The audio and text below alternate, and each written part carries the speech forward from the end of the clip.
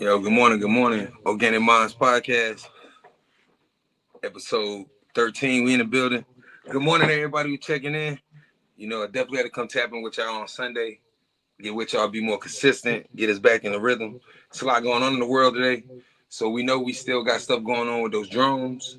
We know we still got stuff going on that we still struggling to keep our households together, get our children to the next phases, spiritually, everything. We just don't know. Today on the episode, I found some real good stuff for everybody. And first, before I get forward, I want to say good morning to everybody. If you tap in with me, please share and like the content. Then I always say, I'm always here trying to grow. I would love the feedback if y'all, whether from Facebook, YouTube, or Instagram. And on Instagram, it's a little different because you would have to inbox me to get to me. If you write in the chat, it'll let me know what's going on and how you feel about it, good, bad, and different. And let me know how you feel about the show, what you like, what you don't like, or just the information and certain things, how you feel, or you want to build in a conversation. I'm always open to it.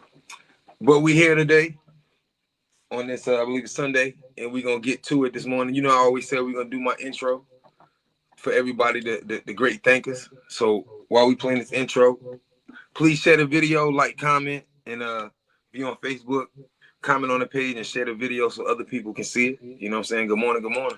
Oh. Mr. Lowe, tell us about your father. Why don't you tell us something about your father? We're trying to get to know each other, Mr. Lowe. I was trying to get to know you, Mr. Tolson. Well, I'm not the one on the debate team. Are we not engaged in a debate right now? All right. I'll take the affirmative. Take the meanest, most restless nigger. Strip him of his clothes in front of the remaining male niggers, female niggers, and nigger infants. Tar and feather him. Tie each leg to a horse facing in opposite direction, set him on fire, and beat both horses until they tear him apart in front of the male, female, and nigger infants. Bullwhip and beat the remaining nigger males within an inch of their life. Do not kill them, but put the fear of God in them, for they can be useful for future breeding. Anybody know who Willie Lynch was? Anybody? Raise your hand. No one? He was a vicious slave owner in the West Indies. The slave masters in the colony of Virginia were having trouble controlling their slaves, so they sent for Mr. Lynch to teach them his methods. The word lynching came from his last name. His methods were very simple, but they were diabolical. Keep the slave physically strong, but psychologically weak and dependent on the slave master. Keep the body, take the mind. I and every other professor on this campus are here to help you to find, take back, and keep your righteous mind. Because obviously you have lost it. Because obviously, when I look around the world today and I look at my people and I see all the people around the world and how they lost in direction in their households, how they lost in direction in life and their dreams and their ambition and their imagination, the lack of self-respect, the lack of understanding, we clearly has lost our damn minds, right? And I'm going to bring this back one more time because I always start my shows off, even when I was on radio, with this because it sets a mood and a tone for as it gets serious. Because once we hit the new year in January 1st,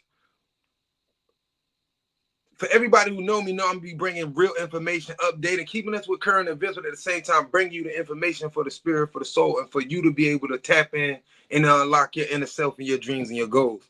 I started realizing years ago, one of my biggest gifts was being able to help others unlock their inner gifts and teaching them how to work with and trust themselves to get there to unlock those gifts. But I'm gonna put this back one more time so that we can get this in our spirit before we move forward.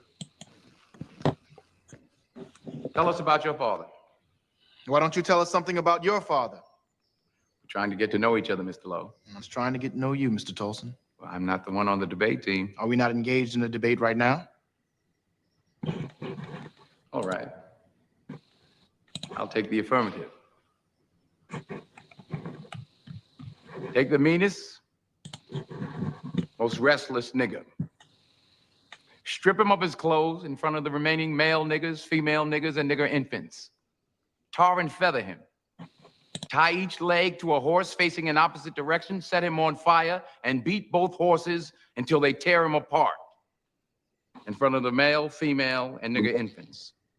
Bullwhip and beat the remaining nigger males within an inch of their life. Do not kill them, but put the fear of God in them, for they can be useful for future breeding. Anybody know who Willie Lynch was? Anybody? Raise your hand. No one? He was a vicious slave owner in the West Indies. The slave masters in the colony of Virginia were having trouble controlling their slaves, so they sent for Mr. Lynch to teach them his methods. The word lynching came from his last name. His methods were very simple, but they were diabolical. Keep the slave physically strong, but psychologically weak and dependent on the slave master. Keep the body, take the mind. I and every other professor on this campus are here to help you to find, take back, and keep your righteous mind. Because obviously you have lost it. That's all you need to know about me, Mr. Lowe. Class dismissed.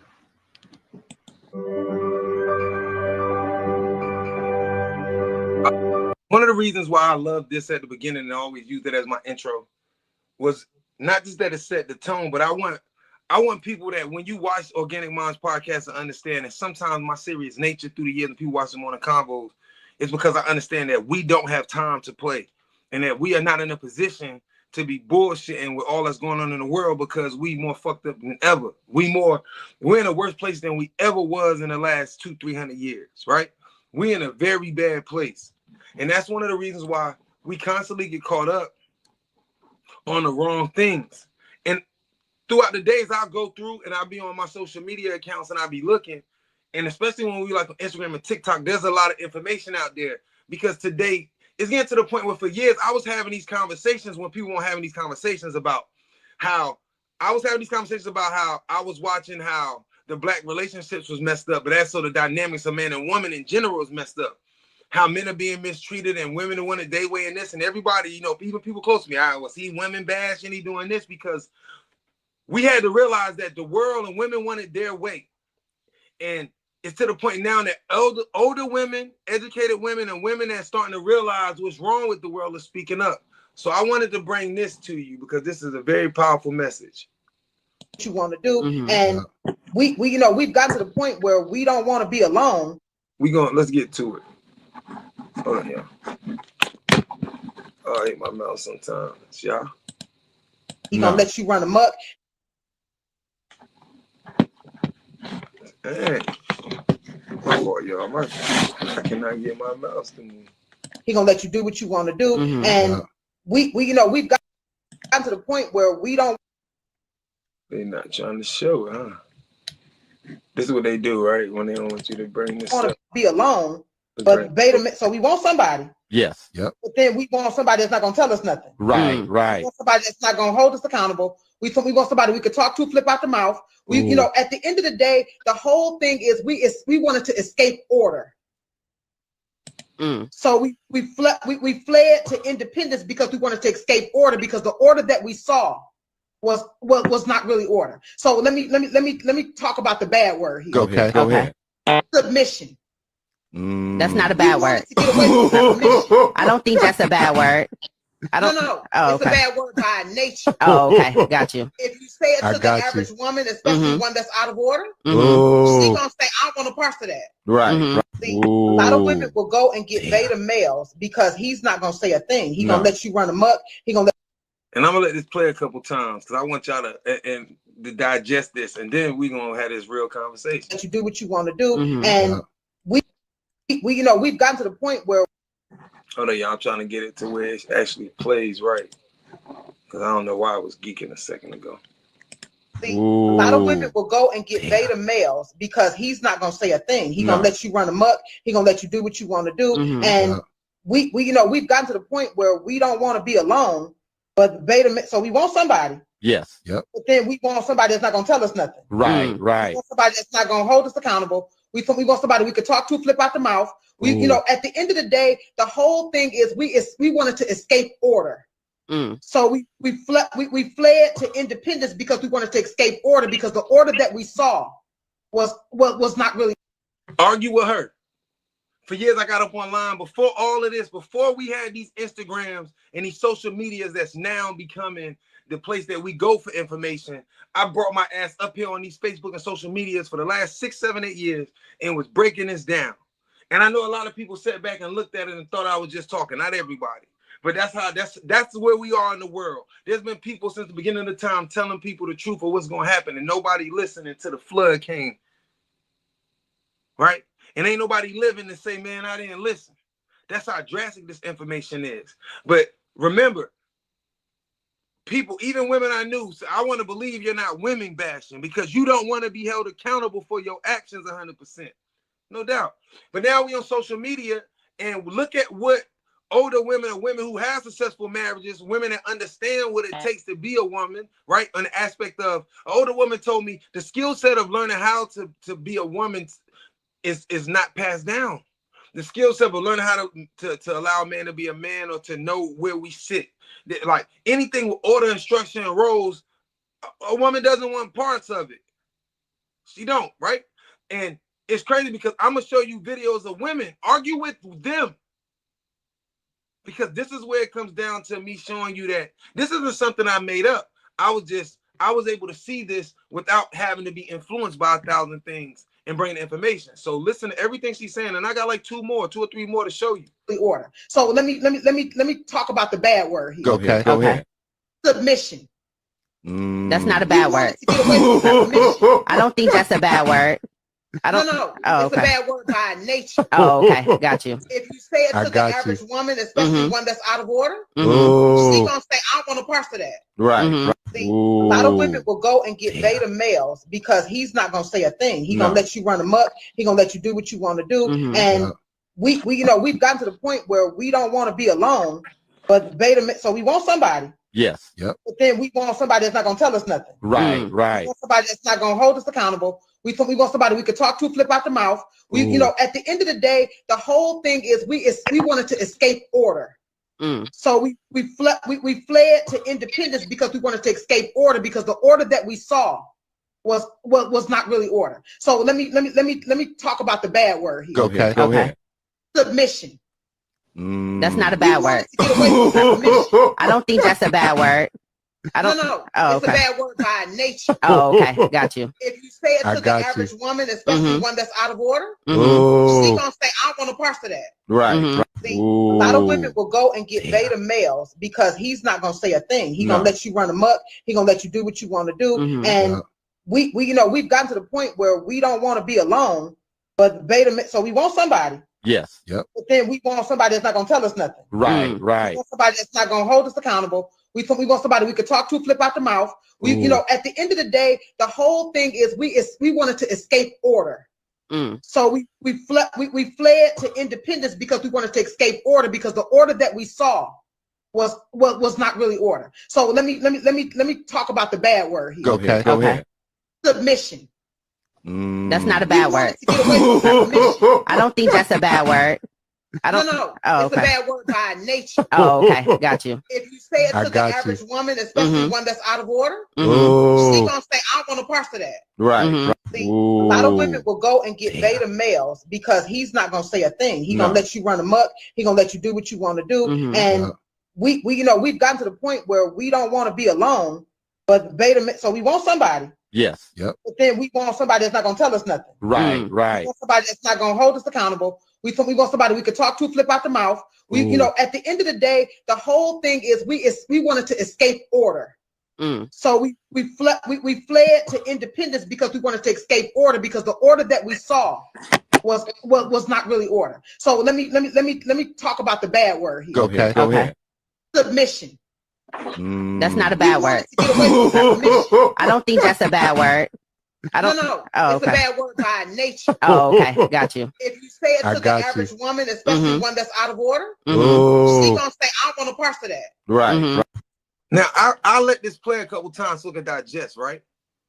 And I'm going to let it play and I'm going to stop it. And I'm going to really go ahead and we're going to move on because this is something that I want you to digest. If you a person that's open-minded, if you're a woman that watch my show that's very open-minded, I want you to really think about what's being said here.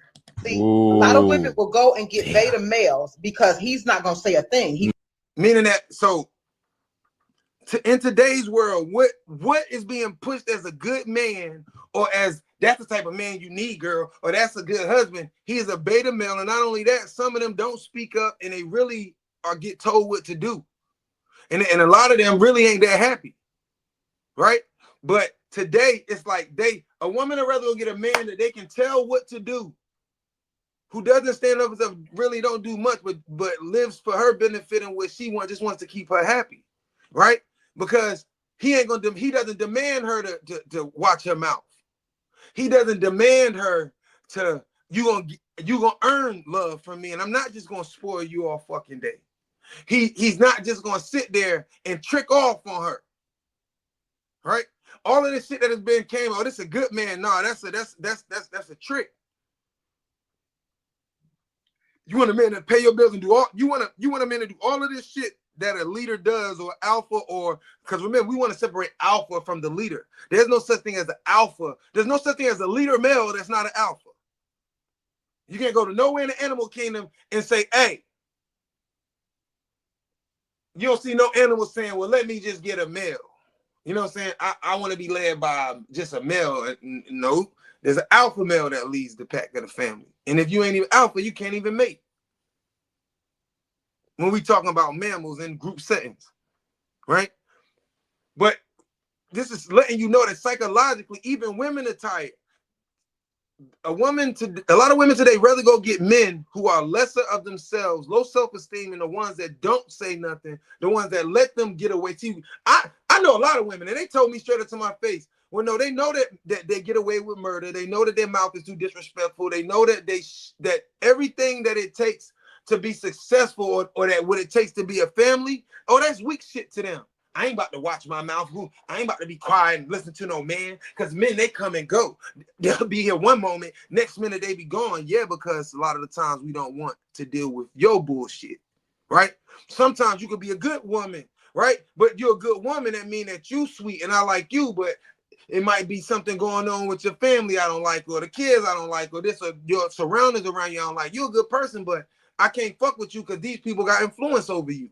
But you rather go take a beta male that's going to accept you with all your bullshit instead of trying to get you to your next point in life, right? He's gonna let you run amok. He's gonna let you do what you want to do. And we we've gotten to the point where we don't want to be alone. He gonna let you do what you want to do. That's not a man. That's a coward. That's a little boy. And this man that's gonna see this feed and be like, man, he don't know what he's talking about. End of the day, if that's you, if that's what make you happy, respect, right? But at the end of the day, my only question to you is, do you really challenge her to be better, or do you just like what you see? For all the men out there that say I don't know what I'm talking about, because you could be part of the problem too. Women say all the time to me, the only reason why we dress the way we dance the way we are because that's what men like. No, that's what them stupid men like. Now, if you a little boy mentally and all you care about is her body and not her development as a woman and where she going, or if you ain't trying to help her be a better mom, a better woman, a better nurturer, a better, right? If you ain't, then what? Remember, as a man, I can't help you with nothing in your life. If you got boundaries up, well, look, these my kids, don't talk to me about it. That's my business. Okay, well, I can't help you. Oh, this my then what do you need me for? We ain't looking for men. We're not looking for nobody. We don't need them boundaries. So that's why y'all have been taught about these weak ass men who are not benefiting y'all mentally, spiritually, and I can prove it. Because where the fuck is look at our youth and our kids. Look at what's going on. Look at it's a lot of men home now, but the kids still fucked up. Because you can have two parents, but both of them still stuck in their own reality, immature, mentally fucked up, not doing what the fuck they supposed to be doing nothing right. But they got a little money. They fly, their kids got good clothes, and they living their life. So they like, shit, what am I complaining about? You ain't did your job. Outside of all that money in that car, what the fuck did you raise them? Huh? What are they worth?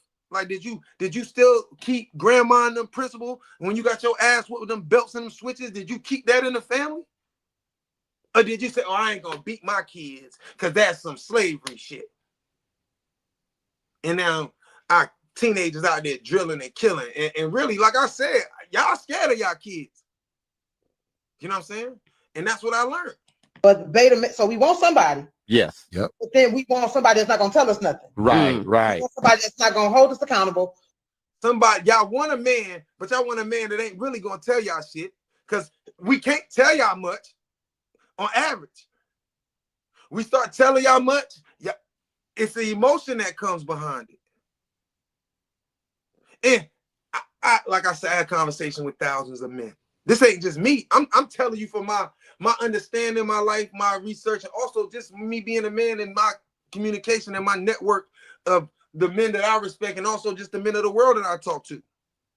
You know what I'm saying? Y'all don't want nobody. Y'all want a man that's gonna do what y'all want them to do the way y'all want them to do it, who ain't gonna challenge you because then you get an attitude, who ain't gonna hold you accountable because you want to be treated like a little girl, not a woman. See, I treat a little girl with a certain level of, I watch my mouth with a little girl. I certain things I do with a young woman.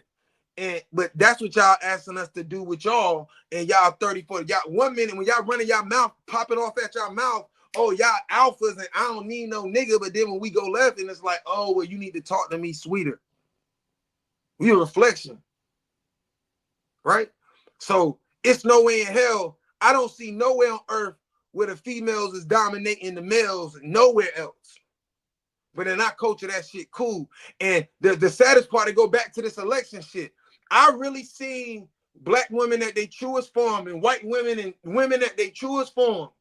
Chinese, I seen them all in America at their truest form. Y'all didn't like being treated badly and mistreated in the past. And now y'all got freedoms and y'all super abusing them. Y'all would love for black men and men to have to be mistreated, and y'all would love for us to be women now. Y'all would love for us to sit in the back seat and shut the fuck up and let y'all do what y'all want to do. I got a news flash. There's a reason why we were created. There's a reason why you need it. But at the end of the day, what can I say? I know the dominant society. I just don't care if y'all like me speaking about it or not. There's enough information up here to prove to you. If you got mad at me for my combos, if you was in your feelings about it, it just meant that spiritually you needed to work on yourself. The reason why when I speak, it get up under your skin to make you feel some way, because you ain't ready for self-reflection. We want somebody we could talk to, flip out the mouth. At the end of the day, the whole thing is we wanted to escape order. So we fled to independence because we wanted to escape order, because the order that we saw was not really order. She said y'all fled to independence. Remember, independence means I only gotta live by my standard, my rules, my way. And what? Most of y'all don't even know y'all fucking daddies. And the ones that don't know y'all daddies, and then I know some of y'all that know y'all daddies, and when I sit down and build with y'all, he didn't teach you history, he didn't teach you about your body, he didn't teach you to value yourself, so you ain't had no daddy either. You can have a daddy in your house that pay bills every day, and no disrespect, but what the fuck did he offer you? If you a woman out here and you don't understand men and all this shit, did your daddy sit down with you and talk to you about men? Did your daddy really break down on you? Did he ever grow up himself? I know a lot of successful men with nice cars and they're not bad men, but they ain't worth 2 boxes of rocks. I know a lot of people out here riding around nice cars, women, oh girl, he got something, but at the end of the day, he ain't worth nothing. I know men that's at home with their kids and don't offer them kids. I know some people in the world I know some girls who was better off not even knowing their daddies, because it would have been better if they didn't know their father. And I know some boys that was better off if they didn't, you know what I'm saying? As crazy as that sound, because of the trauma and the hurt that has happened. But remember, she said independency, that women took independency instead of structure. You feel me? This is what she was saying, that women, and I'm saying this from a real place, not trying to disrespect y'all, but in order for us as a people to go further, we need y'all on the court.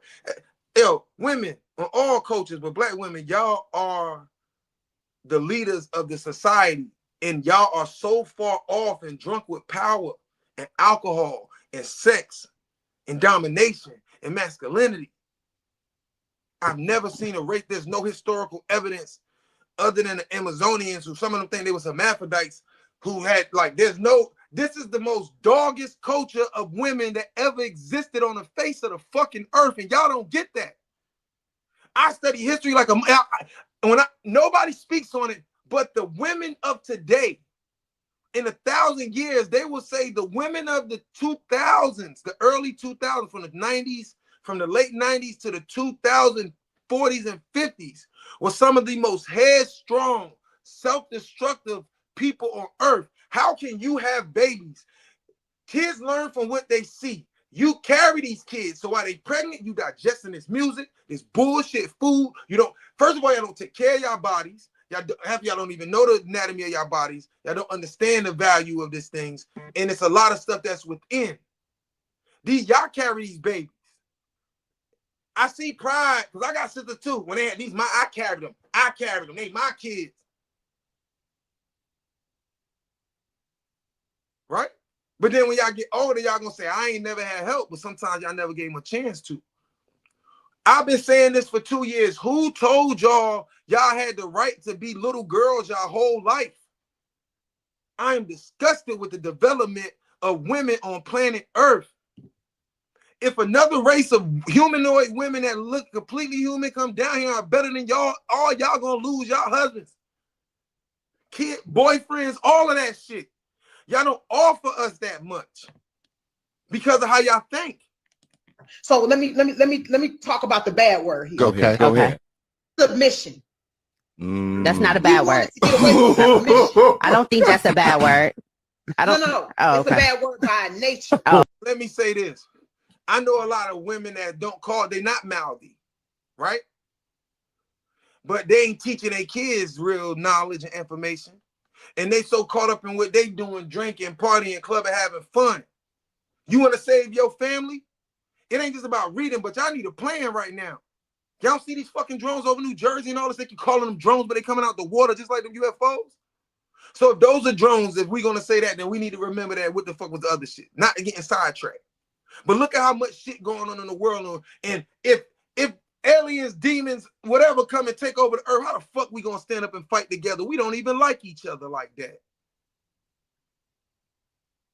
As a woman, you don't even trust me enough because the shit I done did, and I don't even fuck with you, and I don't even know if I need to come get you and my kids. I'm speaking for a man. As men, we need to come get, if the world ended, we need to come save you and our kids. Are you gonna listen to us? You gonna second guess us the whole fucking way till we dead? Is it that important? We're gonna be arguing while under fire. That's what we are, right? That's exactly who we are. That's why I brought my ass back up. I sat back this whole year. Hey, it's 1,000 podcasters. It's 1,000 shows, all that shit. Ain't nobody really speaking up on it like that. Everybody trying to be cool. Everybody rappers are, everybody creators, everybody be cool. I ain't trying to be your friend. I'm trying to create something 10 times better than you, right? I don't care about having 100 friends. I'm trying to leave something on earth just like you should that's going to be around in 5,000 years so they can talk about you like them pyramids. Because everything else you doing with your body and talking about women and men out here doing pimping, hustling, all that shit, ain't nobody even going to know you, dog, in 50 years. In one generation, your family going to forget about you because you didn't do shit. And just for the record, ain't no street niggas. Ain't no gangsters, drug dealers, none of that shit. When they digging up bodies and they digging up ancient tombs and they digging up shit, I don't see none of these. You don't think it was no Frank Lucases in Egypt who controlled those? I don't see them.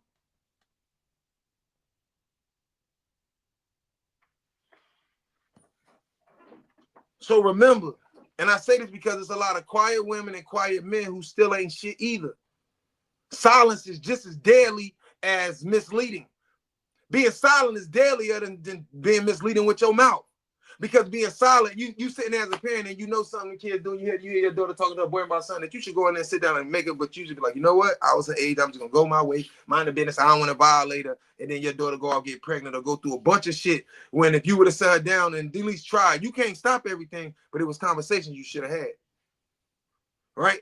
Oh, okay, got you. If you say it to the average woman, especially one that's out of order, she gonna say, I want a part of that. Right. Say that to the average woman who does not want no order. Right? So that means that when I'm live and I'm having these conversations, I'm not attacking you. you got a problem with me when I'm speaking, and you got a problem with what I'm addressing because it's something that I'm saying that's under your skin because I'm holding you accountable. So when you argue with me, are you really arguing with me? Let's go to the next one. Women don't listen to men. Women think that men were created to serve them. So if you ain't serving them, they don't want to hear nothing you got to say, because at the end of the day, women think that this is we need to teach males to do this. Women want men to be women. Women want society to transform a male into a female. Women want men. When I think about what's going on mentally. This is some mind control shit. Women, I hear it all the time. They'll say, you know, I hear about the men and they be like, well, I feel like he's too harsh with the boys and he yells too much. The way that you want to deal with the children, that's your way because you're a woman. You're genetically, your body, your estrogen makes you think and feel differently. I know some women that's monsters on discipline, right? At least in the generation before, right? When they say women want men to be women, women didn't like being, okay, you want to be treated and spoiled and all that. That comes with being a wife. That comes with certain levels of things, right? That comes with certain aspects. Just like a man want to be treated a certain way, it comes with certain things. But yet, daily, y'all give the same treatment to the men that y'all claim that y'all don't want to be treated like. Y'all want to be like, I'm trying to understand. And who told y'all that y'all could be foul mouth, potty mouth, dirty mouth? You speak your existence. So if your mouth is ratchet, disrespectful, thottish, bitch this, bitch that, then that's what you is. Right? Vice versa to a man too. But ain't nobody saying that. See, the key was my problem is that I'm asking, and I don't care. Like I say, I speak on these topics because these are the real topics. I never get offended person tune off me and go watch some fake shit. Because regardless of what you say, you're gonna hear my voice before it's over. When you see your kids going to prison, dying and getting murdered, you're gonna hear my voice. Right? When you see that everything that I said will be, then you're gonna see. See, y'all forgot that the so-called black man, before they was going and worshiping Jesus and all these coliseums, they was worshiping black men and black women. This real shit. And now what are we on?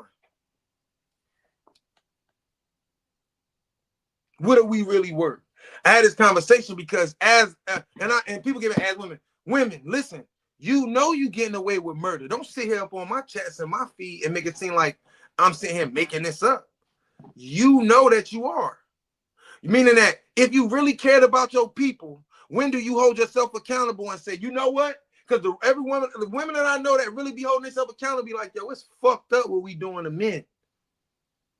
Because now women are dogging men who not even the dogs. Right? And good women are even not even good women anymore.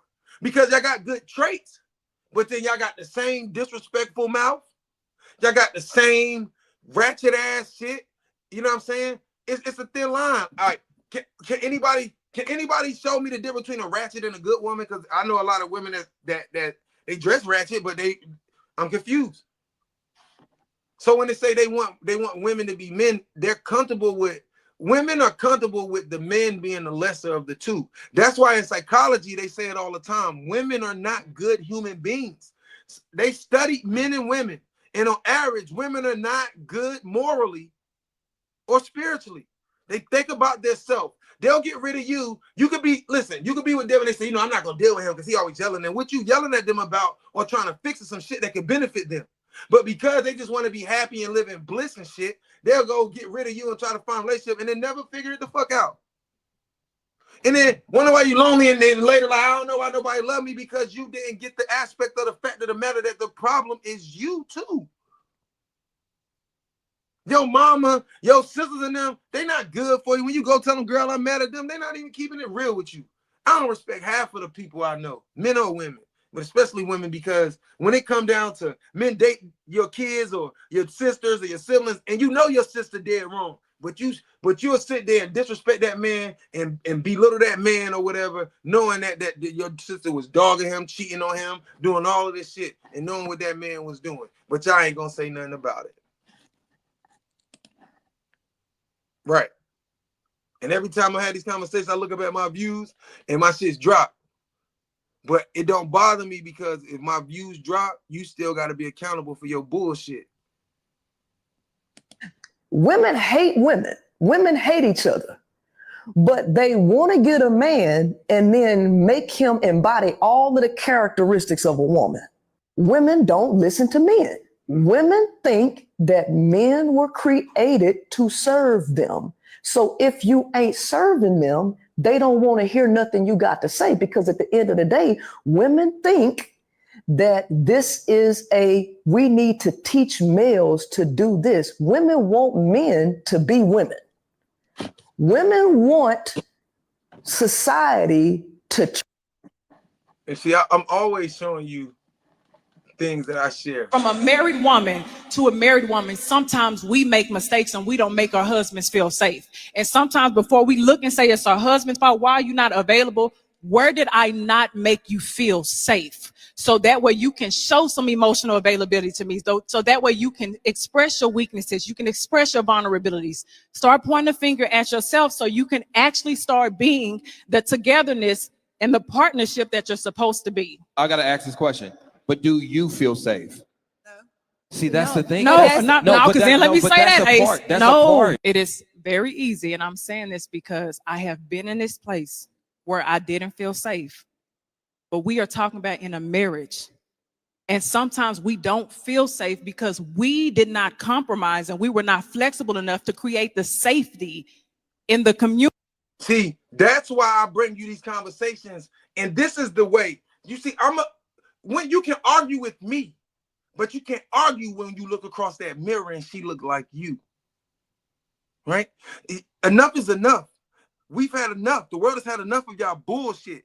There's other issues that we should be figuring out and solving, but the fact that we cannot work together in our households and shit is frustrating. And it's okay, but we have to get past that point, right? Listen, but you know that the girl, he was like, well, do you feel? She said no, but she understands that positive reinforcements, mind control, manipulation is your gift and your curse. She know, like, what she's saying is that, okay, she like, yes, I know this. First of all, you're married. We talk about marriage. When you get married and you want to get to that point because you want a husband, then there's a lot of shit that this husband should get that this boy, the rest of these women that got boyfriends, that these men shouldn't be privy to a certain level of how understanding, thinking, that's not what happening. You still moving, shaking like you a girlfriend. Or he's still moving, shaking like he a boyfriend. But she knows, the reason why she said wait, because she knows that at the end of the day, that as a woman, she knows that most of the time, y'all never did y'all job in the first place to make him feel safe. It was about how you feel, right? You a weak ass man if all you care, if you just worried about how she feel, you really weak. She should be asking you how you feel, and you should be asking how she feel. And y'all feelings should supersede the kids' feelings. Our job is to take care of the kids, make sure the kids good, make sure that they passing, making sure they doing what they supposed to be doing, making sure that they doing the proper things. But today, we a joke of the world. Behold the pale horse said when we met them, they cling to their men when we kicked their doors open, shit like that. Y'all left the babies and came to fight and protect us. Now they protect their sons. We reverse nature. Just because you got a career, just because you got a little money, just because you could do for yourself, how that make you vulnerable? What else makes you worth something? You can mess with us, be all in love with us, had a baby, and then you turn monster because you feel me? And I've been saying this, and everything I said before, I talked to a lot of elders who told me stand on it. Women, you did nothing special by carrying that baby respectfully. So I'm gonna talk to you as a man who's spiritually sound and emotionally intelligent. You take pride on something that nature gave you the role. You had no choice. You had no choice. So I want to stop getting, when y'all first say, I carry this baby, this mine's in. Well, who carried it? And who da-da-da? I respect that's what you did, but it ain't like you came in before you came in. God gave it to us. So which one of y'all gonna carry the baby? And she like, I'm gonna carry it. Nigga, you came here and you ain't had no choice. Whether white, black, Chinese, orange. Nature designed that man can't have no kids. And y'all be happy not to be men. But y'all also want all of the privileges. Like y'all look over as a jealous species sometime and say, well, men get to do it. But it's so much greatness and shit that y'all can do that we can't do while you're not contenting yourself. When I look around and I see the woman, especially the black woman, I see insecurity in her own self. When I see all of the makeup, all the extra fashion, you can't tell me you think you beautiful and you gotta doll yourself up all the 100, right? Because like that girl said the other day, she said, listen, when I'm out and I got my makeup on, they be on me. She said, when I got makeup on, gay girls be on me. So I asked y'all again, who the fuck y'all looking pretty for? Y'all here looking all pretty for other women.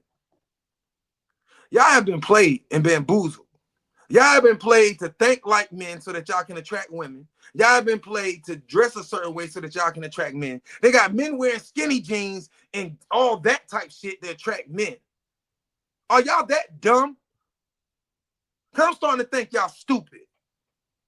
Like, and for a minute there, I started like, I lost faith in people. No, it's true. The 98% deaf, dumb, and blind. It's been like this since the beginning of time. As long as you give them some football, basketball, entertainment, video games, I think it's cool. You get, some people don't care about that. You get in a couple dollars. Yo, you pay black man enough money, he'll kill God. You get a black woman enough access and power, she'll hand them over to Lucifer for power.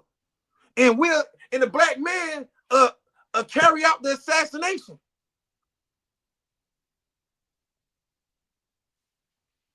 We weak as hell. It's like we weak.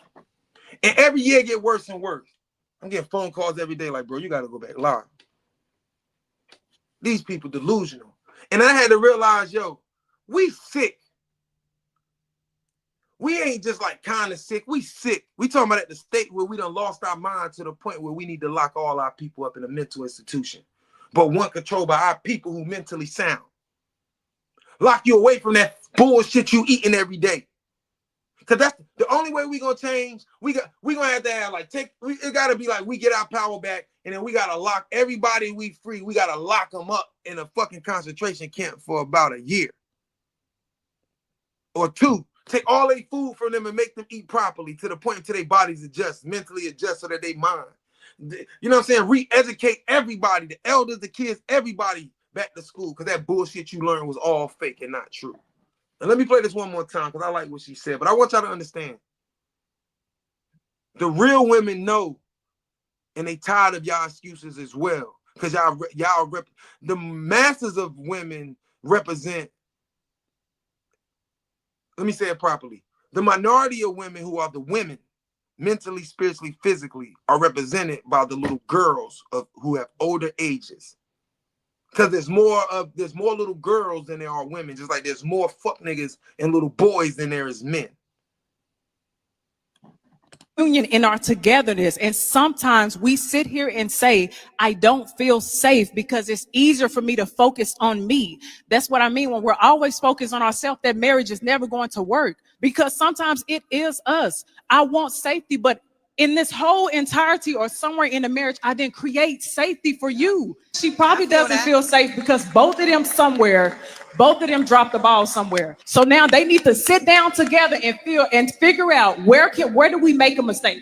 Where do we drop the ball at? Where can we both create safety? Not just me, because this is a together, this is a union, this is from a married woman to a married woman. Sometimes we make mistakes and we don't make our husbands feel safe. And sometimes before we look and say it's our husband's fault, why are you not available? Where did I not make you feel safe? So that way you can show some emotional availability to me. So that way you can express your weaknesses. You can express your vulnerabilities. Start pointing the finger at yourself. And I'm going to tell you something else too. For all my men who watch these shows, because a lot of people that tell me I used to watch this with my wife or my girlfriend, yo, if she ain't open-minded to have these conversations, then she ain't it. Right? When she see my lives and videos, she don't gotta agree with me. But if the shit that these women in these videos are saying to her, that when you saying she ain't gotta agree with she be like, you know what? The answer should be like, damn, that's deep. I never thought about it that way. But if you playing and they like, yo, turn that shit off. I give you a way to show you when you sit down, watch this combo. If you fuck with this information and knowledge and this type of thing, sit down with your wife, your girlfriend, your boyfriend, whoever the case, see what type of mind they got. Because you know, when you met them, you went off how you like them or you work with them or you seen them, they cute. Right? But if they can't sit down and have these conversations, leave them alone. Leave them the fuck alone. Because as a man, every woman you take on will destroy you and pull you down, because that not because they're just horrible or the worst thing on earth, but because at the end of the day, if she's not focused on your happiness, just like you should be focused on hers, and what are you doing? And so listen to what she's saying. So you can actually start being the togetherness and the partnership that you're supposed to be. I gotta ask this question, but do you feel safe? See, that's the thing. No, because then let me say that, Ace. That's no, a part. it is very easy. And I'm saying this because I have been in this place where I didn't feel safe. But we are talking about in a marriage. And sometimes we don't feel safe because we did not compromise. Sometimes y'all don't feel safe because y'all did not compromise to get to that place. I talked to my mom, my sisters, all these women I know, and every woman I've ever talked to, not one woman yet on earth has told me that they give their all to their husband.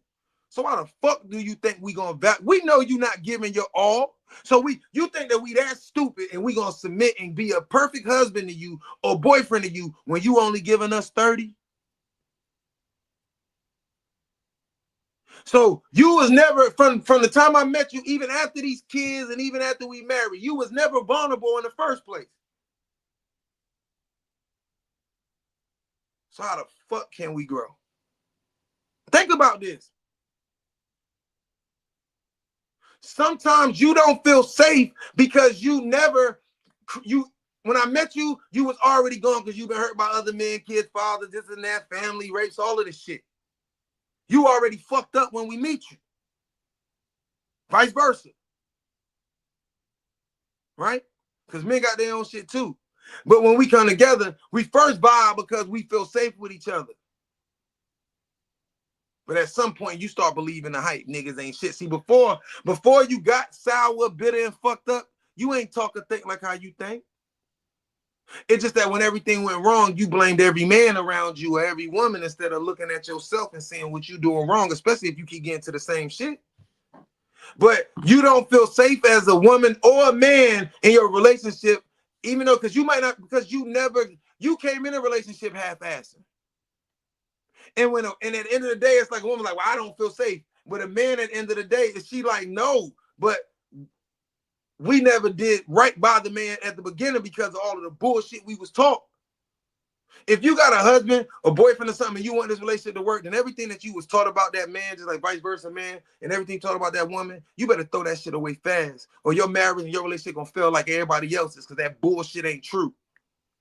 You know what I'm saying? Ain't no marriage gonna work and you still running around here trying to be somebody's daughter.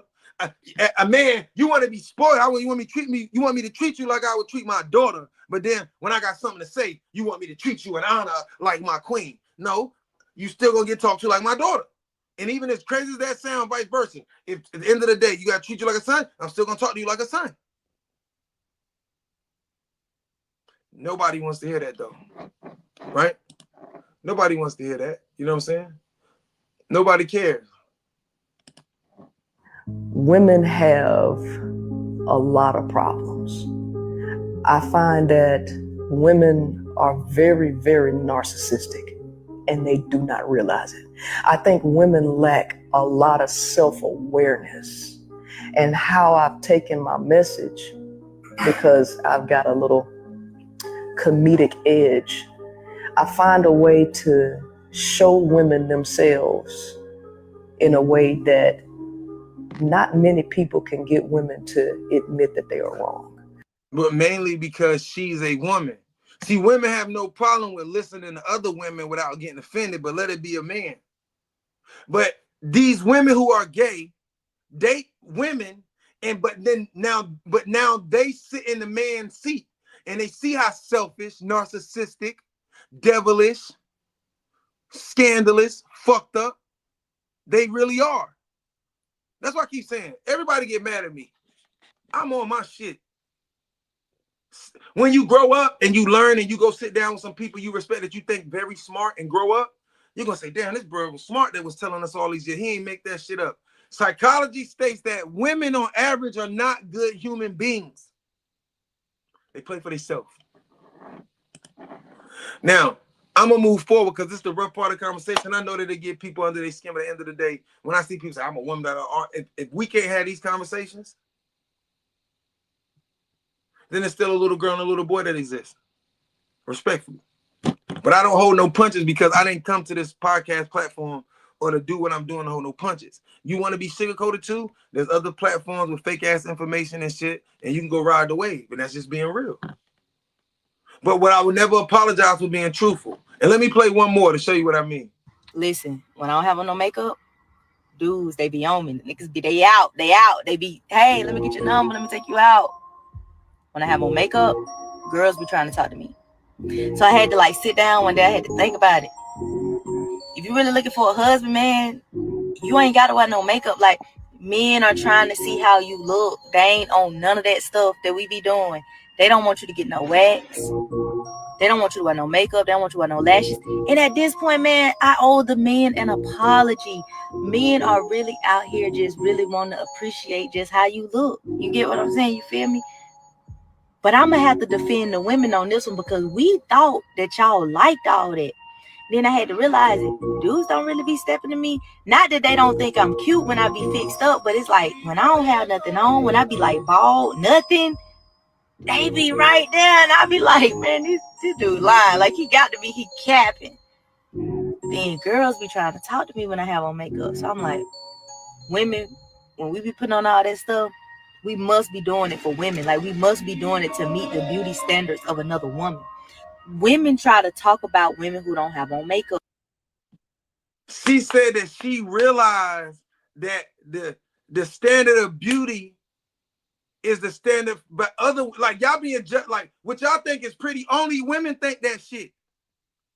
Most of it, like she said, when she go out without her wig and she bald and she her regular stuff, niggas be on her. Cause we like that. But y'all taught to dress up and to entertain and look good for other women. Y'all are being trained to be lesbians and don't even know it.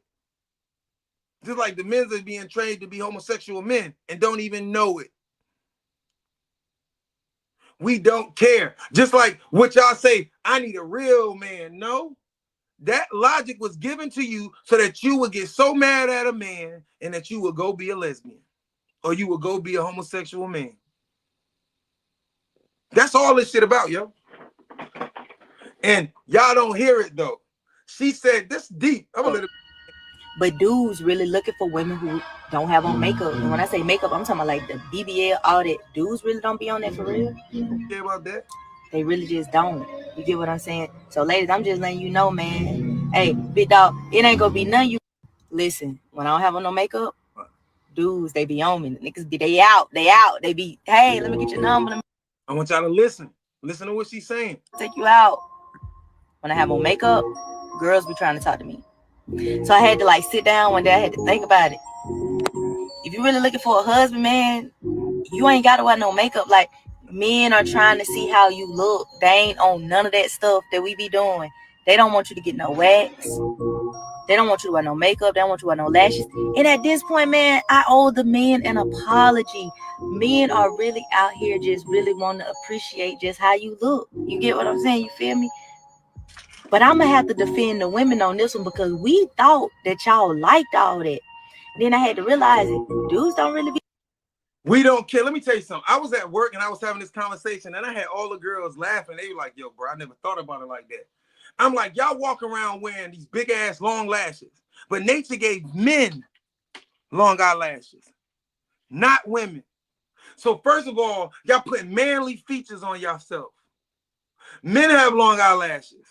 So that's why y'all, so keep that in mind, just right? BBL, a man can go get this, can add meat, like a gay man can go do this, tits and butt and all this shit. BBLs and all this shit.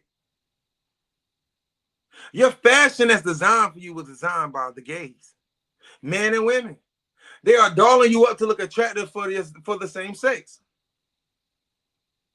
To us who are heterosexual, this is not our lifestyle. These are two opposite ends of the spectrum. It's not about hating or being mad, but they're just opposite ends. They coexist in two completely different spaces. Right? So when we listening and I'm hearing her say this, she like, yo, when I ain't got this on, and she was like, it's crazy, gotta take it for the women. We thought that that's what y'all like. From your nails to your hair, to the fake hair, to the fake nails, all this that y'all was mad at me about. Saucy Santana wear that shit. Why are y'all dolling yourself up like drag queens? And they have all these niggas gay, girl. These niggas gay. All these niggas gay. And I'm like, yeah, these niggas is gay. But our whole life we've been watching y'all dress up like drag queens. And then y'all been enticing these gay niggas. They looking at you with the long eyelashes. That's a man trait. You want to do everything that women tell you. Shave your hair. You have no spiritual understanding of what their hair is. A little girl who's 4, 5, 6, 7 has no pubic hair. So you showing this clean old thing that's looking so clean and pretty, and then wonder why you find out later that, oh, he's a pedophile. He messed with your 9-year-old daughter. It looked the same. It looked the same. You don't get it though. Nature is a reason why a girl who's not mature doesn't have hair. And as she gets older, as period go, we know today things changing, but according to nature, when she get her period, she's a woman. But instead of us raising her to be accountable and responsible, see, I know the black woman is capable of 2,000 times more than what the fuck she's showing. Y'all are comfortable living in a spot of control and bliss, right? Earlier in the podcast, like she said, y'all ran away from accountability, responsibility, and structure for independency. See, when y'all live by yourself with your kids, ain't nobody there to tell y'all what to do. That shows you weak spiritually. When you stand there and you don't listen to your mama, you don't listen to your relationship with your daddy, or your baby daddies don't really communicate with you, got all this stuff going on, but everybody the problem but you. I'm not saying they're not the problem, but everybody but the problem but you, right?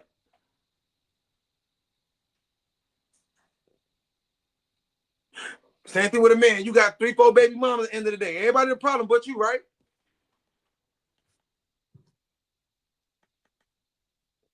But there's nobody on earth that got more power than y'all as women. And I'm not going to sit here and sugarcoat with y'all, because to me, the rest of these niggas don't give a fuck about your well-being and where you end up. Right? The conversations I bring to these conversations, and when we have it and I'm talking to y'all, these type of conversations I have with my own daughter and shit as she gets older. Right? Real men are hated. Real fathers are not appreciated until they're not around no more. We can't knock this. But I'm saying that the way you doll yourself out, the fake hair, the fake nails, that's the same thing the drag queens do. Stop confusing us. Take that shit off so that these men can't be confused and tricked by these, you know what I'm saying? And half of these really like men anyway. And I don't want them in my circle or around me. I disrespect you, but you're not gonna be in my circle like that, right? So everybody always got something to say, bro. You see what the music industry like? Y'all been all the real niggas who didn't go in the industry. Y'all look down on us, or they couldn't make it, but then all them people y'all admired and got their booty hole played with to get there, because they was mentally, emotionally weak. They didn't know how to have morals. They couldn't go back and tell their wife or their kids that, nah, we got to do something else and figure another way for this to work. Because they knew they couldn't go back home and say, nah, I turned the deal down. Because people would have got rid of him. You feel me? Look at the pressure put on black men. He can't go home. Fuck he got going on. It's sad though. Be stepping to me. Not that they don't think I'm cute when I be fixed up, but it's like when I don't have nothing on, when I be like bald, nothing, they be right there, and I be like, man, this dude lying. Like he capping. Then girls be trying to talk to me when I have on makeup. So I'm like, women, when we be putting on all that stuff, we must be doing it for women. Like we must be doing it to meet the beauty standards of another woman. Women try to talk about women who don't have on makeup, but dudes really looking for women who don't have on makeup. And when I say makeup, I'm talking about like the BBL, all that. Dudes really don't be on that for real. They really just don't. You get what I'm saying? So ladies, I'm just letting you know, man. Hey, big dog, it ain't gonna be none you. Listen, when I don't have on no makeup, dudes, they be on me. The niggas be they out. But I kept this going because I wanted to get y'all, like, with these reels, they give you a different aspect. And I know I'm very blunt because that's I stand on my opinions, how I feel about how I feel. And everybody don't have to agree with me. But I pray that you can get the blessing out of what I'm saying. Because I really, at the end of the day, I don't have time. Like, I'm unapologetic about my logic. Because I know that it's rooted from the right place to help our relationship as men and women in the world, if we willing to listen. Right? My next situation I wanted to talk about was getting off of that. So SHAQ, one of SHAQ's biggest supporters, Angel Reese's biggest supporters is SHAQ, Shaquille O'Neal. So he said on her show, and some things he said caused a bunch of controversy. So I wanted to go and show y'all this and see how y'all feel about this, because it goes back again. Now, once we talk about sports and women, SHAQ told her the truth. But look at the reaction, because nobody wants to believe, like, men's basketball is popular because it's exciting.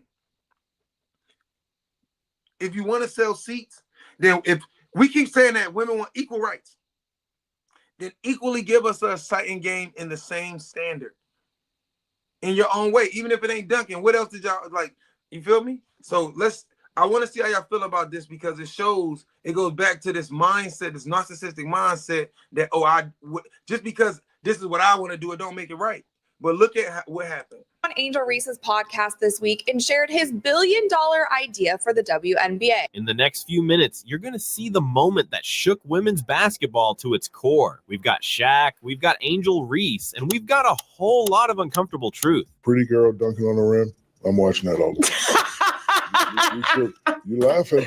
My man is not turned on by no woman that's dunking. It ain't about being turned on. It's about seeing stuff that you're not supposed to see. Here's what's coming up. We'll show you the exact words SHAQ used that made Angel squirm. You'll see the stats that back up his claim. Turned on by no woman that's dunking. It ain't about being turned on. It's about seeing stuff that you're not supposed to see. Here's what's coming up. We'll show you. He said it's not about being turned on. So what SHAQ was saying is that sexualizing the game, making the female athletes more sexy, models, lingerie, that shit don't mean nothing. Just another slutty female, and that's how the world gonna look at you. No disrespect to Reese, but that's when you think you modeling the world in a different place. They so used to black women taking their fucking clothes off. That's what the world think about you. You at home talking about respect me. The world think y'all sluts. Respectfully. The world think the black woman is a slut. And then y'all, what y'all gonna get mad now? Y'all mothers and grandmothers spent all that time putting them suits on to be respected, to not get raped. And now y'all offering vagina on the goddamn business market. He ain't gotta rape you no more. The vagina on the table. It's on the table. The exact words SHAQ used that made Angel squirm. You'll see the stats that back up his claim, and you'll find out why this one conversation might just change the future of the WNBA. Stick around, because this is going to be good. SHAQ just dropped a truth bomb that's got the entire basketball world buzzing. We're talking about a 4-time NBA champion, a Hall of Famer, and a business mogul who's worth over $400 million. When SHAQ speaks, people listen. And boy, did he have something to say about the WNBA. Picture this. SHAQ sits. Look out! This is a great conversation, because women's sports and them being underpaid and all of this stuff, it's not going to change just because, we women and we want to be equal. You have to step up in everything in life and talent, and y'all can do it, but stop sugarcoating this shit. His idea, lower the rims. Let's roll the first clip. And women's beach volleyball, let's just say that the net is 10. For women, it's lower just a little bit. I'm not saying lower it to 9, 5, 9, 6, but just 9, 9. Just so we can dunk? Yes. No, see? Mm-mm. And I hate when men say that. I'm telling you now, you just lower it like this, right there. I'm not saying go right there. I'm just saying, you know what y'all need to do one day? I feel like it still wouldn't be good enough. It's never good enough for a man. People always disrespect women regardless. They're always going to not give us the same value as a man. That's another thing. Y'all are so miseducated. 40 and under, y'all are the most miseducated women. Y'all the most educated, not educated spiritual women in the world. Every time a man says something to you or tries to give you something to understand in business and logic and understanding, it doesn't mean because it go against how you feel as women that we're disrespecting women. Do you constantly argue and fought before your generation and y'all generation? Y'all are disgrace to the rest of the women before y'all. They fought to be treated equal, and then y'all get the equal treatment, and then now y'all want to be treated and get a pass. At the end of the day, now, well, y'all, the fucking WNBA basketball is smaller. What the hell is she talking about? I started realizing that Angel Reese ain't really that smart. Respectfully. I realized that shit real quick. She's not that intelligent. The women's basketball is smaller. So for you to be like, no, I hate that. Yep. Then why don't y'all play with a man ball then? And SHAQ saying that if we lower the rim to 9 feet and the girls dunking it, if that makes the girls start doing windmills, it's going to look amazing. Because you still got to jump. Everybody still can't do it. But when the first thing they say was, we stop disrespecting women. We're not disrespecting you. If you want to be great, then greatness has a standard. If you want to be, okay, let me say it like this. You can say, I'm the fastest woman who ever ran.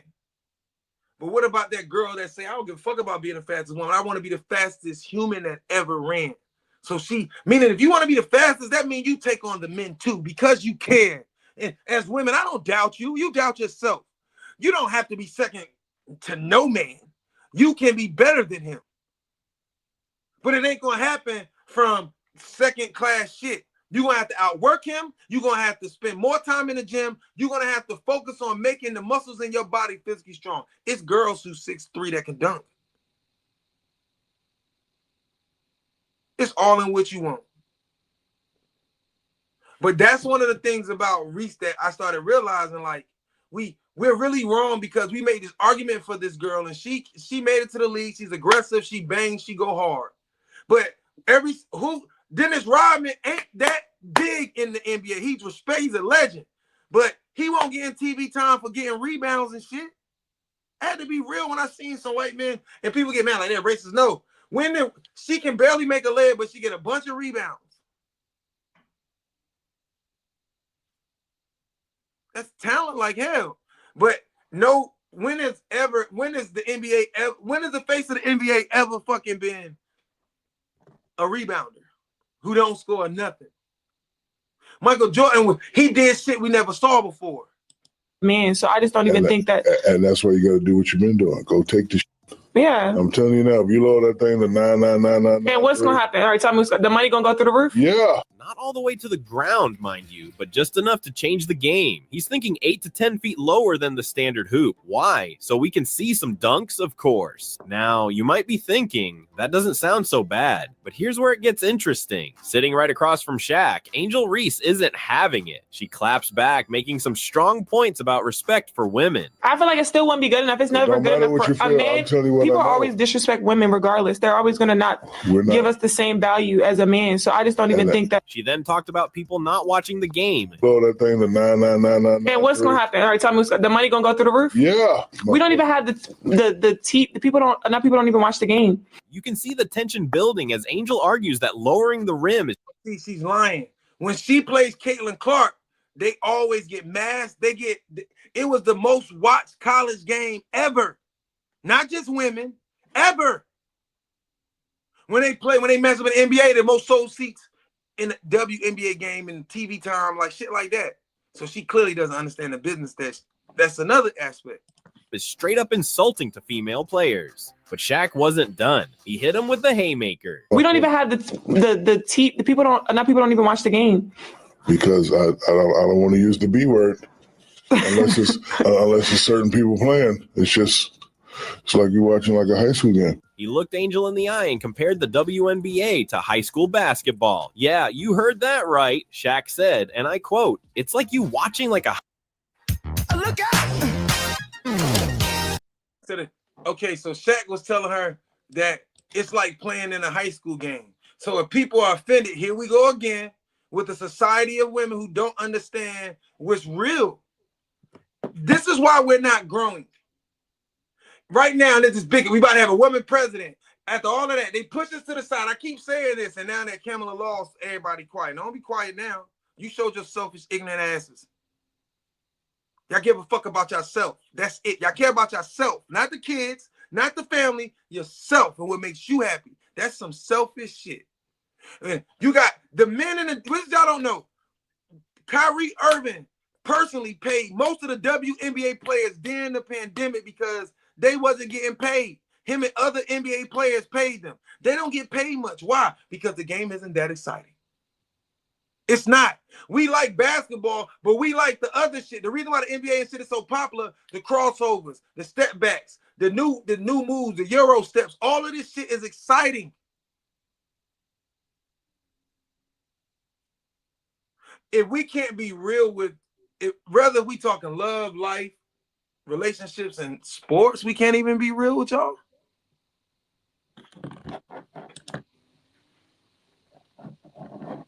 WNBA players everywhere? Let's break this down for a second.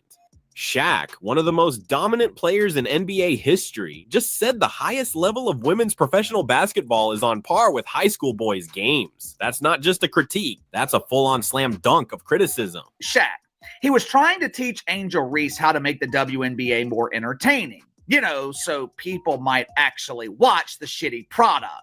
And SHAQ is qualified to do so. During his NBA career, the dude was a brilliant marketer. He knew how to be entertaining while also being dominant on the court. There was a reason that every member of the media was waiting by SHAQ's locker after games.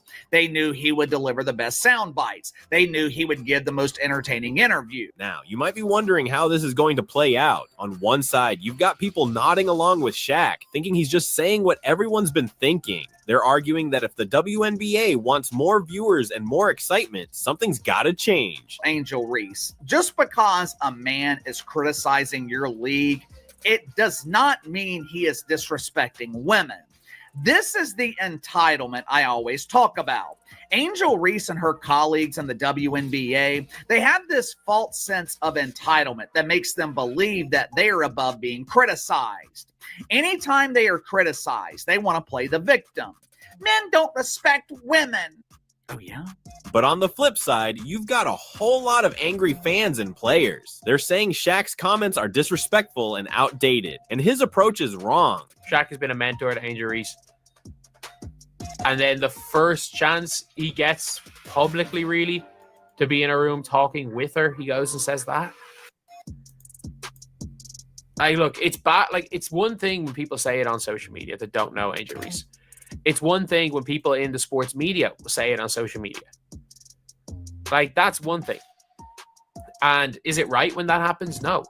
Obviously not. Some skeptics argue that the idea won't work, claiming women don't bring the same level of explosiveness as men in sports. They believe physical differences will limit high-intensity plays, making success difficult. Lowering the rim this much is going to have more women dunking. I can't give it. He's saying not this much, just this much. Like, you're joking. If you want to see the kind of dunks that John Morant is doing, that a prime Russell Westbrook was doing, that a current LeBron James at nearly 40 years old, the kind of dunks that he's throwing down, you would have to lower the rim for the women probably 7.5 to 8 feet to see that kind of explosiveness.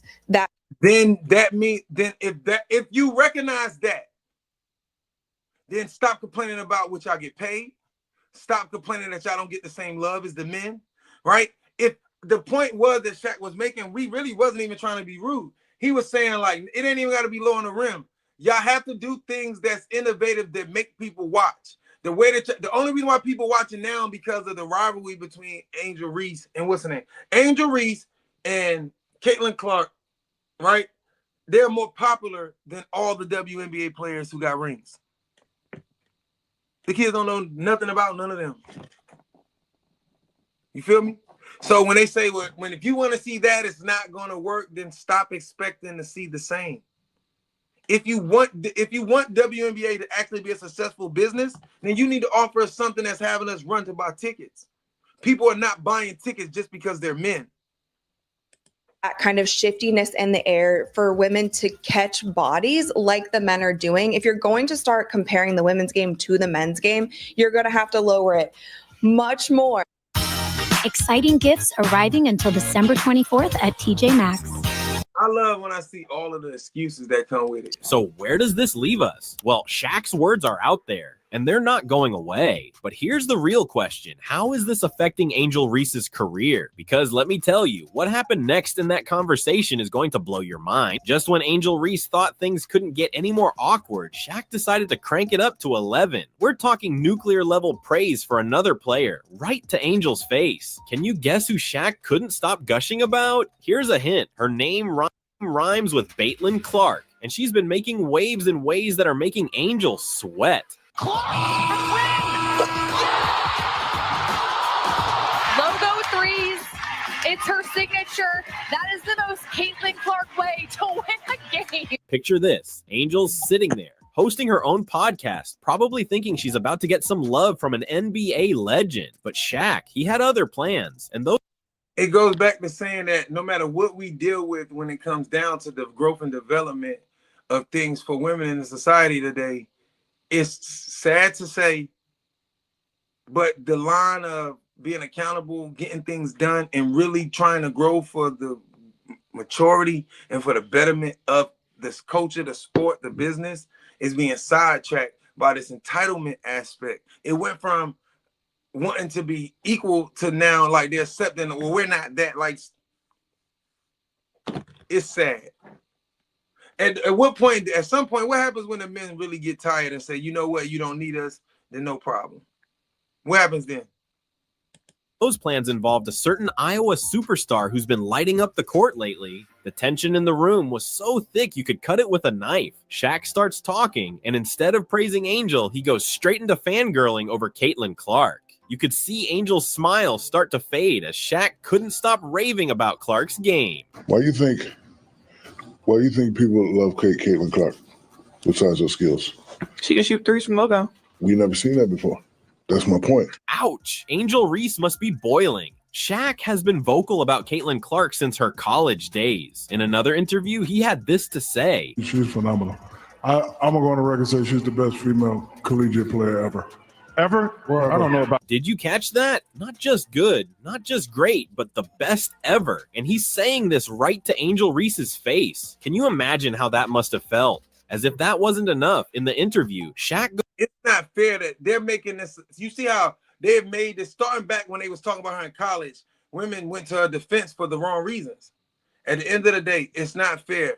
It's not fair. We shouldn't be talking about... It's like when in this conversation, we got to know the difference between our talents. Caitlin Clark scores the ball. She scored 20-something points, 30 points, right? She can dribble, she can shoot, she can finish. Not only that, but she make other people better, right? Not only that, but she can take a team that has no hope and take them to a competing team. These are the things these are rare talents. Not about white or black. We are so small-minded that we wouldn't like it if they was comparing our black male athletes to the young white male athletes who wasn't as talented. It's not fair. Goes on to compare Clark to none other. Not talented, because Angel Reese is talented as hell. I'm saying that their talents are nowhere near each other's. Angel Reese is unique and special in her own right? But like Steph Curry, like the picture, Steph is everything opposite of an athletic person. He's not athletic. He always had the body of a 12-year-old, but he can do shit nobody more athletic than him can do, right? And so he came in basketball because he has such a unique set. He changed the game of basketball. Caitlin Clark, she's not. Let me say it like this: if Caitlin Clark thought like that woman did, she wouldn't be who she is today. If she grew up and said, you know what, only men shoot threes from the logo, that's not a woman thing, then she wouldn't be great today. That we like Caitlin because Caitlin can play in the NBA. Because if she gonna shoot that ball from that far, she's still a fucking problem. other than Steph Curry. Yeah, that's Steph Curry, the greatest shooter in NBA history. Shaq's exact words, "We never seen that before." He's talking about Clark's ability to drain threes from the logo, Curry style. It's like he forgot Angel was even in the room. Steph Curry, a little kid. Like Steph Curry, I love, you know why I love Steph Curry? Because I've never seen that before. I've never seen that before. I've seen it a little bit in Mahmoud Abdul-Roh, but I've never seen a guy consistently come down. And if you look at, like, if you saw Steph on the street, he ain't got the LeBron muscles. He's not 6'9", he's 6'10". He look like a perfect, normally office guy. Yeah. But he's doing stuff that people never seen before. She's doing stuff we've never seen before. Never seen anybody do that on a consistent basis. Now, here's where it gets really interesting. Shaq drops the ultimate compliment bomb. He calls Caitlin Clark the truth. For those who don't know, that's basketball speak for she's the real deal. It's the kind of praise reserved for the elite of the elite. And Angel, she's sitting there trying to keep her cool, but you can tell she's rattled. But damn, like, and I was a hater because, you know, I'm down. She was like, she's not going to hit that shot. And bam, like, damn. She's not. Look out! 24 karat magic. It's just, it just amazes me at what we not ready for as a culture. That means you're the truth. Angel's reaction is priceless. She's trying to play it cool, but her face says it all. All she can muster is a reluctant okay, while Shaq keeps piling on the praise for Clark. You can almost see the wheels turning in her head, wondering how this conversation went so far off the rails. But hold on to your seats, because Shaq wasn't done yet. Just when you thought he couldn't say anything more shocking, he takes it up another notch. His next comments, they're so brutal, they might just change. And you want to hear what's crazy? Because we always talk about how men did this. Women, y'all, listen, y'all got power, and now I watch TV, y'all slutting out other women now. Y'all doing the same oppression. Now y'all slutting each other out on these shows, fighting, squaring up. Y'all so masculine, doing all this shit, looking stupid. Looking stupid. Don't no man want that shit out there looking like a bunch of girls who trying to prove that they gangsters. It's not attractive. It's not attractive at all. And it's crazy because we always talk about, oh, the man did this, but look at the power from the dressing to the clothing. Oh, look at all of this shit. What the fuck? What's really going on today? That's why I say it's not fair. It's not a fair world, and y'all don't care about it being fair. Y'all completely content with the world going the way y'all want it to go and not how it's supposed to go. And that's why at the end of the day, as long as the world is unbalanced, men going this way, women fighting independency, the kids gonna die. I've been saying this forever. The kids are not going to make it. But hold on to your seats, because Shaq wasn't done yet. Just when you thought he couldn't say anything more. And what I was gonna say is that all of y'all famous, Angel Reese, when all the women stood up for her, that means she got a voice so that people follow her. Cardi B, all of these women, Megan Thee Stallion. Look at all of the women y'all look up to, and when they get famous, they sell y'all bullshit. They don't teach y'all to be better women. They with little skank shit showing they booties. They don't show you how to be women. They sell y'all products to get they self rich. They keep y'all mentally fucked up. They keep y'all dressing like women that ain't worth respect. That's all they doing. Every time y'all get a woman that got that much respect that y'all take up for, they don't show you how to be better women. They show y'all how to be the worst type. Look at the people y'all look at to making a stand. These ain't no women. These outside of their rap careers and certain things that they doing out in real life outside of them sports, who are they? Most of these people, some stupid individuals, can't even read or write, can't do nothing. Who are they? Oh, because they can put a basketball in the fucking hoop. And I come from basketball world. But the difference between me and them is like, I don't know, motherfuckers gonna call me a dumb athlete, but so many times. That's why I was talking about high school, I was getting A's and B's out this bitch. You got too many times to call to look at me like I'm a dumb athlete. Carolina got some of the most racist teachers in the fucking country. They quick to try to check you, but then at the same time, we quick to run around there and always want to shortcut and half-ass it. The problem is both of us. More shocking, he takes it up another notch. His next comments, they're so brutal, they might just change the game forever. And Angel, well, let's just say she might need some ice for that burn. Caitlin Clark is a special player. She reminds me of a Steph Curry. You know, a lot of times she takes those ill-advised shots that me and Chuck don't like, but they go in. Not only do they go in consistently. And the way she plays the game, she's the true definition of a great player. All right, so Shaq's got opinions, but you know what they say, numbers don't lie. And these numbers, they're about to tell a story that'll blow your mind. We're talking record-breaking performances, sky-high percentages, and one play. I'm gonna leave this right here because I feel like y'all get the gist of what I'm getting from this. I wanted to spend a good section of this morning, and I know some people think it's harsh and this and that, but this is what it takes if you really want to be better. And you might not agree with everything I said, but there's clearly a problem. And if you really open-minded or really a spiritual person, and you understand that getting over and getting by and manipulating ain't the way, ain't righteous, ain't nothing good about it. So that's why I spend so much time on it, because I'm watching all of this fake shit and bullshit is really starting to elude y'all. Y'all really think that's real life. Y'all have created a whole bubble for yourself. That's not real. So that's why I spend so much time on that.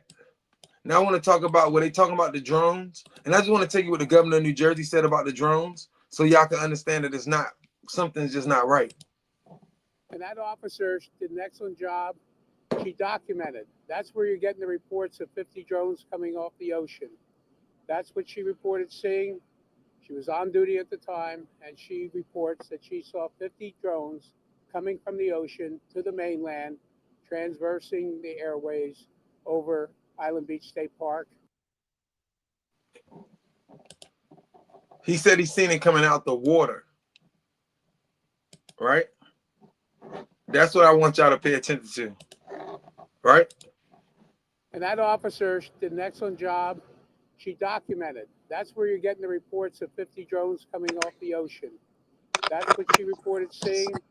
She was on duty at the time, and she reports that she saw 50 drones coming from the ocean to the mainland, transversing the airways over Island Beach State Park. It's a lot they're not telling us. And I hope that y'all pay enough attention and just keep your eyes on stuff like this that's going on in the world. And I want to get to my last topic about, there's a lot of things for people that, you know, at the end, I always do my history sections. I spent time to really talk about the Anunnaki or the Sumerians, because I thought it was interesting that I came across something where there was a white guy talking about how they never tell the truth and that about who they are. And they told you. So I want for all the people that want to know the truth about certain things and get a more edge in those things, right? This video is called The Epic of Gilgamesh, Secret Revealed. And this is one of the oldest civilizations on Earth.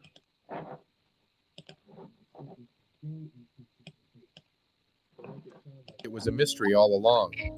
The origin of the Sumerians has been the subject of very intensive debate.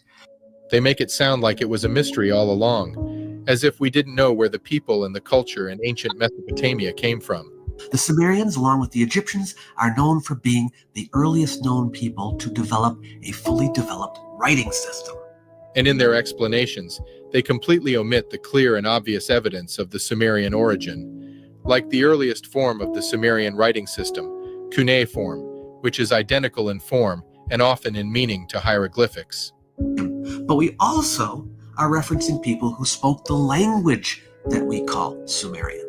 And since that language has been deciphered, let's listen to what the Sumerians themselves have to say about who they were. And we will do this by reading one of the most famous ancient texts, the Epic of Gilgamesh. From this text, you will see that there is no shortage of evidence to demonstrate that the Sumerians were clearly black. And it is not just in the name they gave themselves, Salmat Kakadi, or Sagigu, meaning the people with the black heads. No, it goes deeper than that. And it has meanings and lessons that will free the minds of those with a receptive ear. We got it last week. I think I know what it is. Are you serious? You guys, thank you. The color that you wanted. You know the Associated with the underworld, the term Anunnaki often refers to deities in the broadest sense. The Anunnaki, the great gods, have taken up dwellings in your midst and consume their food in your Giguna shrines with their single tree. When researcher Hermel Hermstein embarked on his quest to find the real origins of the Sumerian people, there was one piece of evidence which clarified without a shadow of a doubt who the Sumerians were. It was the collection of cranium from early to mid-Mesopotamian periods. Their analysis showed consistency with other anthropological evidence, and Hermstein related to us that, quote, Neolithic West Asia had a similar population to pre-dynastic Upper Egypt. The cuneiform tablets were first translated by Assyriologist Sir Henry Rawlinson. The breakthrough came when they realized that cuneiform, the writing system found on the tablets in ancient Mesopotamia, represent two distinct languages, Sumerian and Akkadian. And this discovery, paired with the true origins of the Sumerian language, enabled Rawlinson to crack the cuneiform code. In the Epic of Gilgamesh, the hero Gilgamesh leads the spirit of his friend Enkidu in the underworld, where the Anunnaki act as judges and lawmakers. In Tablet 8 of the Epic of Gilgamesh, it reads, Gilgamesh laments 7 days and 7 nights. He wept for his friend Enkidu until the worm fastened on him. Only then he gave him up to the earth. For the Anunnaki, the judges had seized him. It is through this timeless epic of an unlikely brotherhood that the ancients impart unto us the most important lessons of life. And in so doing, they reveal to us how we came to be. But most important of all, they tell us who they really are, and how they came to create the civilizations on the fertile lands of the Tigris and Euphrates. In the Tablet 5 of the Epic of Gilgamesh, when the humans of the land saw what had become of Enkidu, Gilgamesh's brother-in-arms, he who was previously unclothed, savage, and uncivilized, when they saw Enkidu, they proclaimed, How is he become like Gilgamesh suddenly? In form, he is shorter. In other attributes, he is made powerful. Milk of the cattle he drank. This revealing verse indicates to us that Gilgamesh, the hero and demigod who walked and interacted with the gods, and who also had their favor, Gilgamesh was in the likeness of the Anunnaki, tall, powerful, and knowledgeable of things that were beyond those of the people of the land. But even more telling is the verse of the description of Gilgamesh's hair, when he had remained in the wild for too long, and it tells us Gilgamesh's true origin.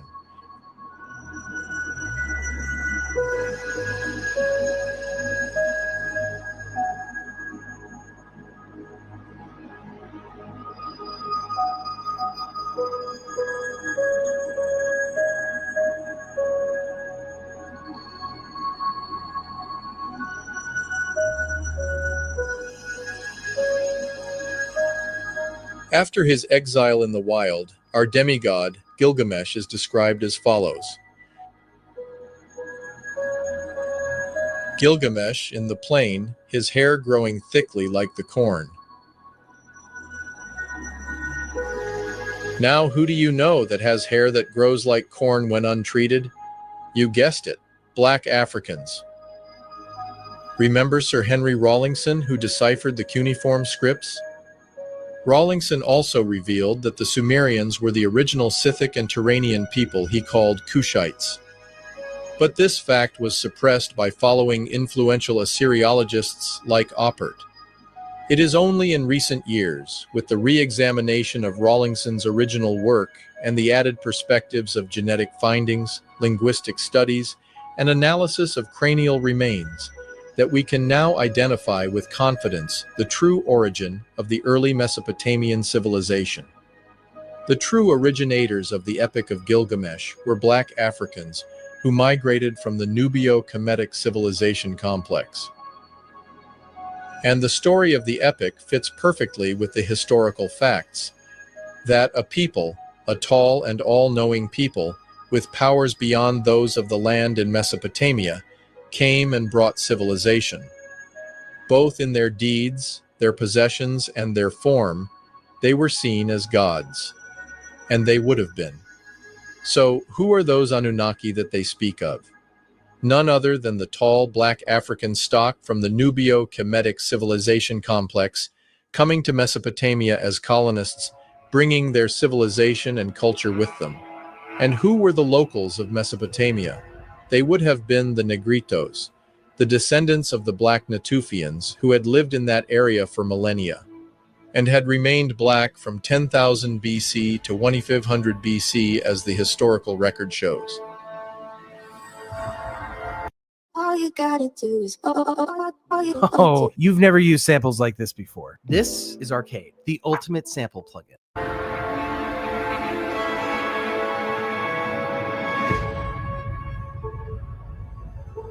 When the epic relates to us that Enkidu, after his transformation as a civilized man, drank milk of the cattle, we recognize here the pastoral tradition of the Eastern African nations. A tradition that started in the Western Sahara when it was still green and lush, prior to 6000 BC, and before these Africans migrated to the Nile Valley.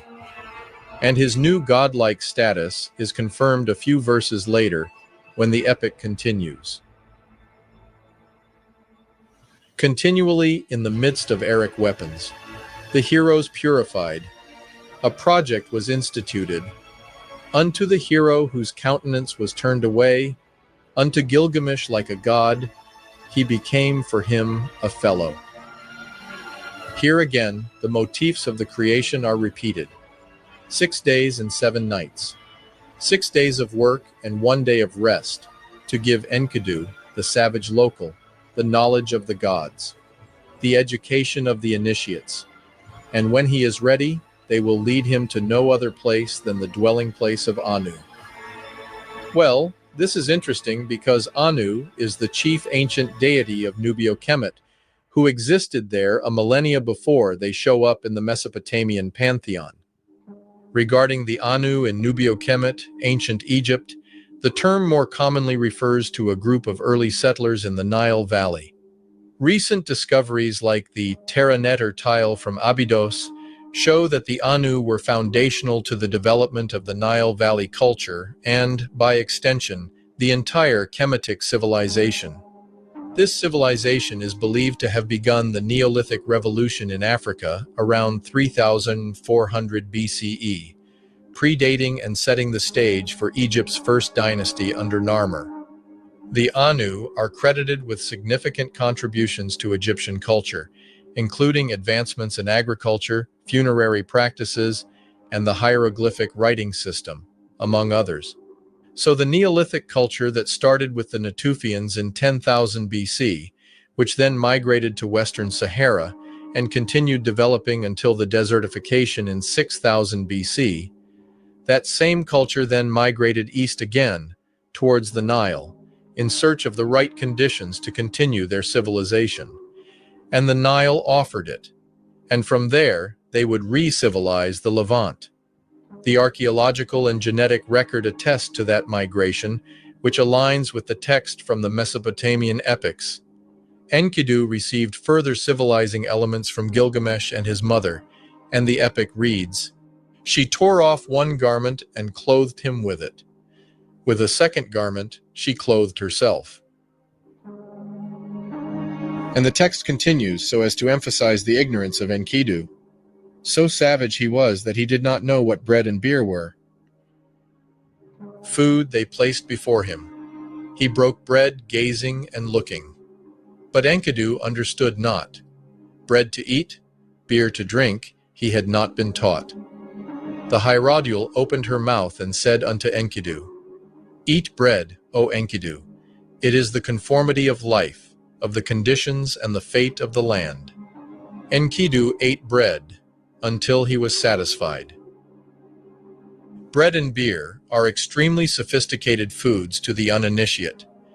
They require complex societies that possess specializations from agriculture to yeast culture and storage industry, and everything in between. So when the African colonists showed up with their superfood, their liquor that can make you drunk, and their science, they were de facto assigned the title of gods, and their Dinka-like height made them giants amongst the short Negritos. The Dinka people of Sudan, in the heart of ancient Egypt, are the tallest people in the world. The average height of the Dinka today is 6 feet, and in ancient times would have definitely been higher. But there is one more telling piece of evidence that the ancient Mesopotamian left to help us identify them. Hi, I'm Sunny Anderson.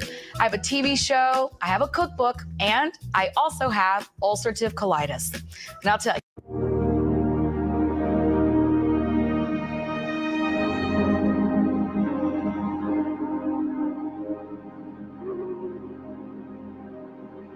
In the Sumerian epic, the Anunnaki had commanded the people of the land, the Igigi, to work on irrigation projects that would help make the land fertile.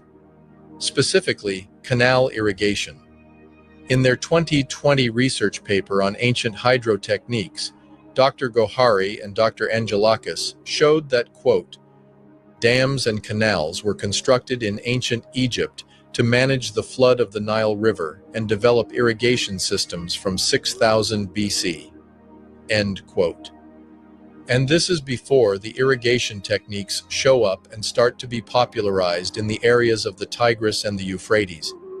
Yet another data point that shows that the Africans from the Nubio-Kemetic civilization brought their technology and know-how with them to the Mesopotamian region.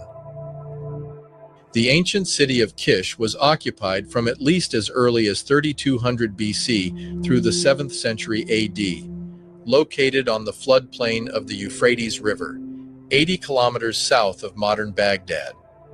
Kish held an extraordinary position during the formative periods of Mesopotamian history. At that time, it seems to have been the only important city in the northern part of the alluvium, while there were several major centers in the south. The ancient Mesopotamians regarded Kish as the first city to which kingship descended from heaven after the great flood that had destroyed the world. During the 3rd millennium BC, rule over Kish implied dominance over the entire northern part of the plain, and the title King of Kish bestowed prestige analogous to that of the medieval Holy Roman Emperor. The British Museum of Natural History holds the largest collection of Kish remains. These were analyzed and classified by anthropologist Faris Supia using Fordisk 2.0 to determine the affinities of the individuals and the population as a whole. Fordisk 2.0, the forensic discriminant program, enables precise classification of the ethnic origin given a cranial sample. And the forensic analysis of cranial remains in Kish shows that they were Black African, as this chart shows.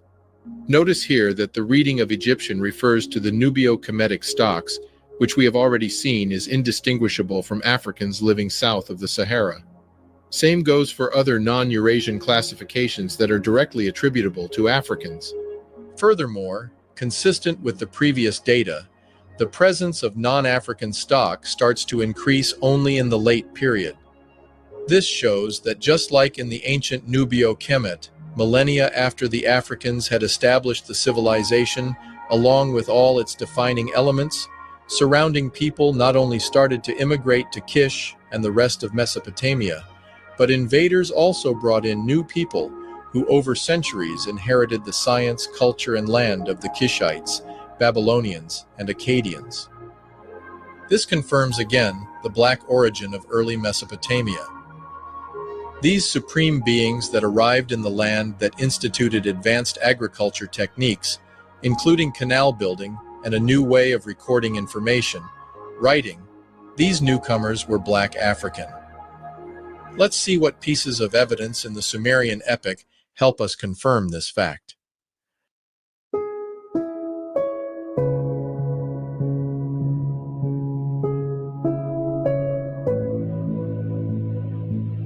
One of the most misunderstood themes of the epic and the story of the Anunnaki is the confirmation of their humanity through various aspects. The first being the elevation of Enkidu to the status of Anunnaki, not because of the transformation of his physical form, but because of what he does and because of what he knows. The eating of the bread from the harlot, a symbolism of the fact that he has not only acquired knowledge, but has also consumed the forbidden fruit from the woman. And we see it again when he helped the people of the land. He put on some clothing and became like a warrior.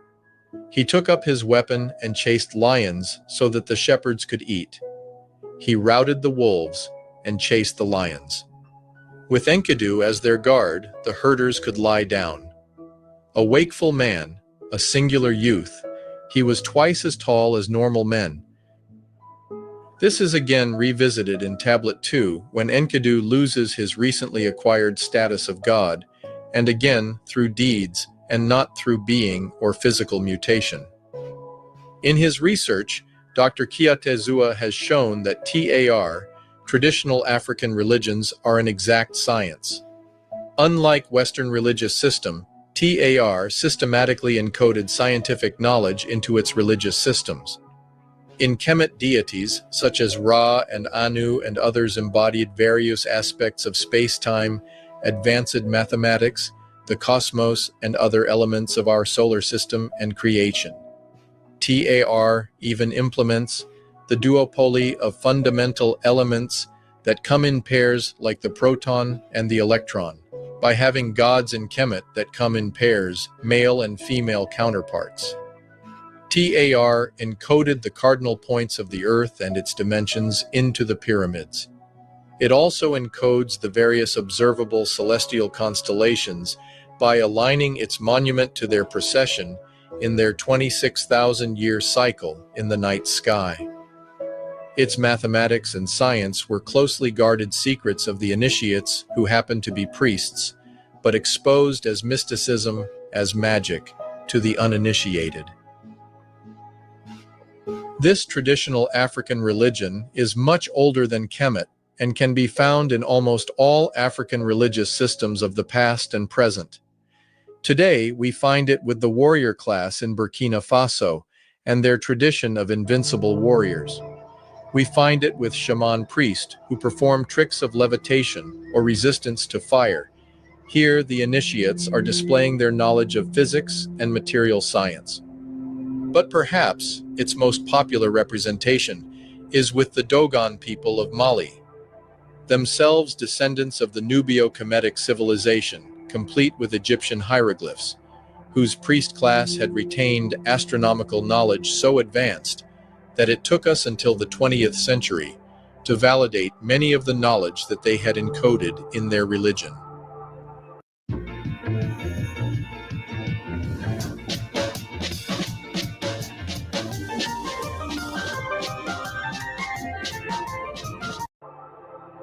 So, the Sumerian epic, itself interpreted by many as a celestial creation myth of our solar system and the creation of man, is thus a member of the traditional African religion, complete with its astrophysical account of the birthing of Earth and the allegorical accounts of the evolution of man into a civilized organism, well in possession of a social contract. Just like in Tar, traditional African religion, our heroes, Enkidu and Gilgamesh, encounter a great evil which they must fight. Humbaba, also known as Huwawa, is depicted as the guardian of the cedar forest, appointed by the god Enlil. Portrayed as an ogre, giant, or demon, Humbaba becomes a significant adversary for Gilgamesh and his companion Enkidu during their quest to the forest. Gilgamesh arose and went to her. Ninsun, even though I am extraordinarily strong, I must now travel a long way to where Humbaba is. I must face fighting, such as I have not known, and I must travel on a road that I do not know. Until the time that I go and return, until I reach the cedar forest, until I kill Humbaba the Terrible and eradicate from the land something baneful that Shamash hates. Intercede with Shamash on my behalf. If I kill Humbaba and cut his cedar, let there be rejoicing all over the land. These are also reminiscent of the countless stories across the continent, akin to the story of Anansi with the Ashanti, where the half-spider, half-human trickster is entrusted by God to distribute intelligence to man. But his role as a villain serves the purpose of helping humanity find its center. He wields great power, striking fear into the hearts of many, and stories of his fearsomeness paired with the Uruk elders' alarm succeeds in characterizing Humbaba as a worthy adversary even before we meet him. Killing Humbaba to Gilgamesh appears to be less about granting his people access to the forest and more about proving himself with a feat of strength for which he would be celebrated. However, it's also notable that he and Enkidu are doing the work of the sun, god Shamash. That Shamash, who is linked with light and wisdom, opposes Humbaba, further aligns the guardian with darkness and evil. He is also chosen by Enlil, the god who brought the flood and bears little empathy for humanity. The appellation of the god Shamash, itself reminiscent of the word Shems in Arabic, which signifies the sun. Here again, the Nubio-Kemetic motifs are present, taking us back to the sun god Ra. Surprisingly, Humbaba, though a demon, is not entirely without humanity of his own. Once defeated, he begs for his life, and he even says he'll become Gilgamesh's servant if he is spared. Urged by Enkidu, however, Gilgamesh forgoes mercy. Humbaba suggests Enkidu is jealous, fearful that he, Humbaba, would replace him as Gilgamesh's closest companion, offering a surprisingly shrewd insight into the relationship between the two warriors. Similarly astute is Humbaba's prediction that killing him and angering Enlil will bring a curse upon them. This, combined with Enkidu's rather audacious assumption that they can kill Humbaba before Enlil finds out, and thus avoid his wrath, foreshadows a coming disaster brought about by their hubris. Enkidu made a declaration to Gilgamesh. In order to protect the cedar forest, Enlil assigned Humbaba as a terror to human beings. Humbaba's roar is a flood, his mouth is fire, and his breath is death. He can hear 100 leagues away any rustling in his forest. Who would go down into his forest? Enlil assigned him as a terror to human beings, and whoever goes down into his forest, Join us and see how those who are said to be without history birthed civilization. Our heroes itself. make their way towards the forest where Humbaba lives. They climb the mountains, separating them from the forest, but have to rest atop it for the night. Enkidu has a dream, a premonition that his friend Gilgamesh interprets for him. Enkidu interpreted the dream for his friend. My friend, your dream is favorable. The dream is extremely important. My friend, the mountain which you saw in the dream is Humbaba. It means we will capture Humbaba and kill him and throw his corpse into the wasteland. In the morning, there will be a favorable message from Shamash. As they get ready to engage the monstrous Humbaba, the tablet proclaims, a slippery path is not feared by two people who help each other. This lesson, that Africans of the diaspora have forgotten because of the crime of colonization. This lesson is written on tablets from our ancestors, and we must heed its calling. That united, no threat can stand before us. That united, no Humbaba is stronger than us. And now, the time has arrived. The tall African, Gilgamesh, bringer of technology, and his civilized Negrito friend, Enkidu, have now arrived at the hour of their destiny. They are now to face Humbaba.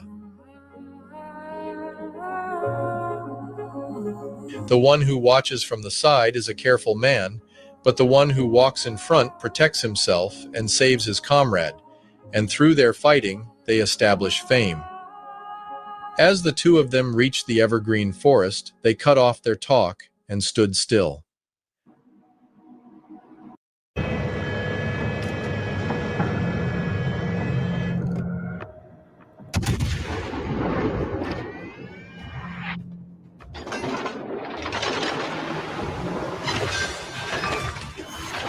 We've destroyed destroyed an enemy cruiser.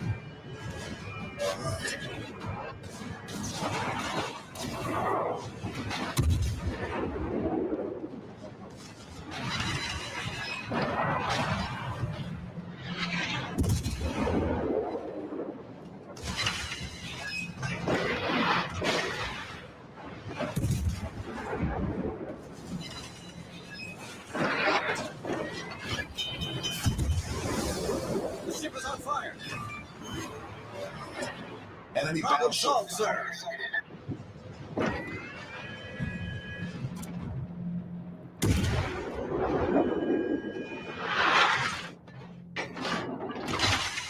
All stations reporting target.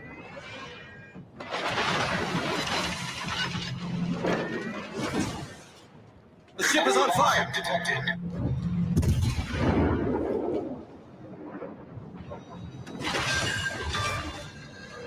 We've sunk an enemy destroyer. Torpedoes, direct front.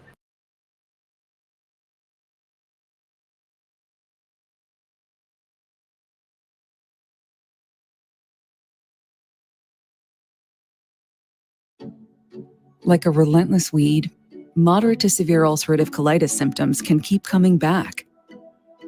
Start to break away from UC with Tremfya, with rapid relief at 4 weeks. Tremfya blocks a key source of inflammation. At 1 year, many people experienced remission, and some saw 100% visible healing of their intestinal lining. Serious allergic reactions and increased risk of infections may occur. Before treatment, your doctor should check you for infections and TB. Tell your doctor if you have an infection, flu-like symptoms, or if you need a vaccine. Healing is possible with Tremfya. Ask your doctor about Tremfya today.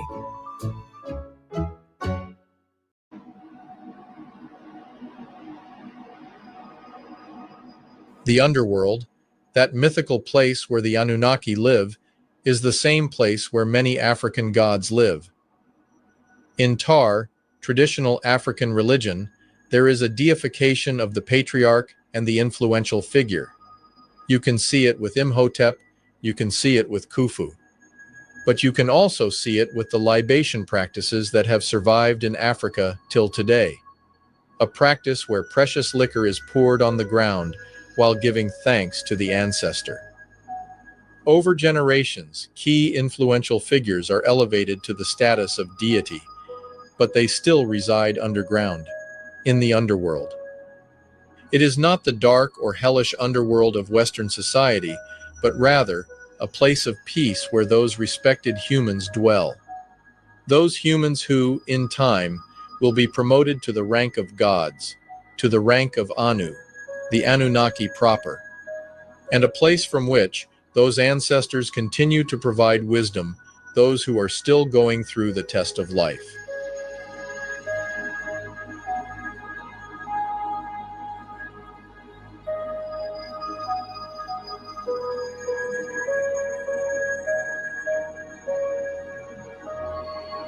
Here, the allegory of the acquisition of knowledge is imparted unto us by the ancients. It is not just unity, but it is also knowledge and wisdom that will defeat Humbaba. This is why Enkidu had to be civilized. This is why, via learning the ways of the Anunnaki, Enkidu himself becomes strong. As they stand together facing the Humbaba, the treacherous being addresses them, and the tablet continues. Humbaba spoke to Gilgamesh, saying, "An idiot and a moron should give advice to each other, but you, Gilgamesh, why have you come to me?" When you were still young, I saw you but did not go over to you. And now you have brought Gilgamesh into my presence. You stand as an enemy, as a stranger. I would feed your flesh to the screeching vulture, the eagle, and the vulture.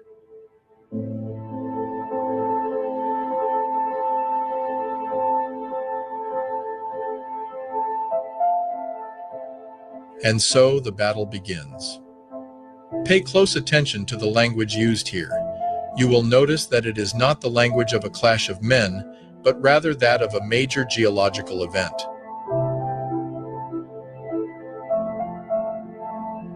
The ground split open with the heels of their feet as they whirled around in circles, meant Hermon and Lebanon split. The white clouds darkened, death rained down on them like fog. Shamash raised up against Humbaba mighty tempests. South wind, north wind, east wind, west wind, whistling wind, piercing wind, blizzard, bad wind, wind of Simuru, demon wind, ice wind, storm, sandstorm. 13 winds rose up against him and covered Humbaba's face. He could nor butt through the front and could not scramble out the back.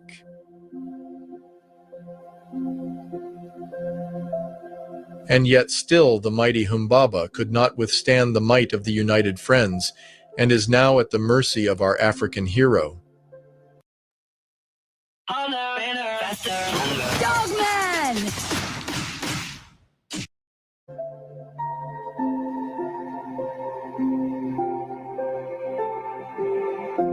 So that Gilgamesh's weapons were in reach of Humbaba.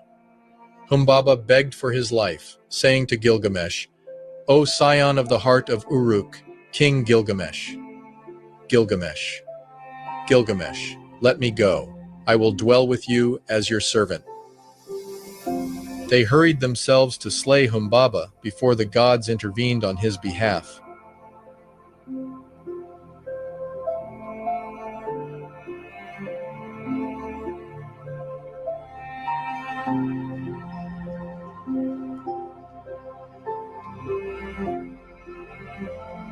Having excelled in the challenge presented to them by the gods, our heroes now find themselves at the disfavor of the gods.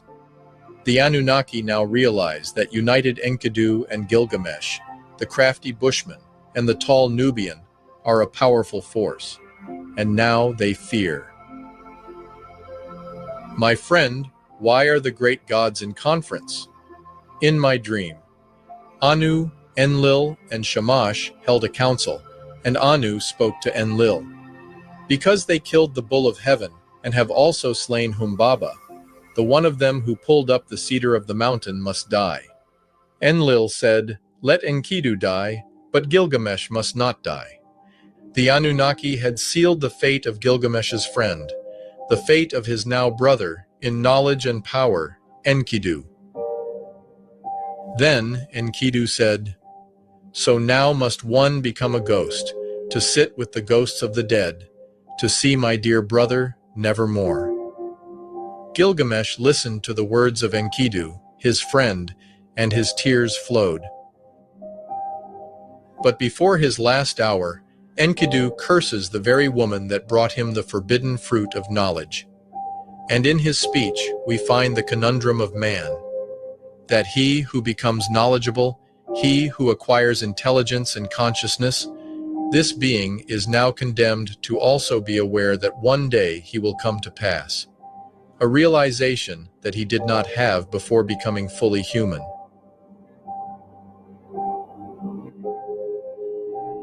And this theme is also revisited in the story of the Garden of Eden, when Adam, after having eaten the fruit, is now aware of his nakedness, meaning he is now self-aware.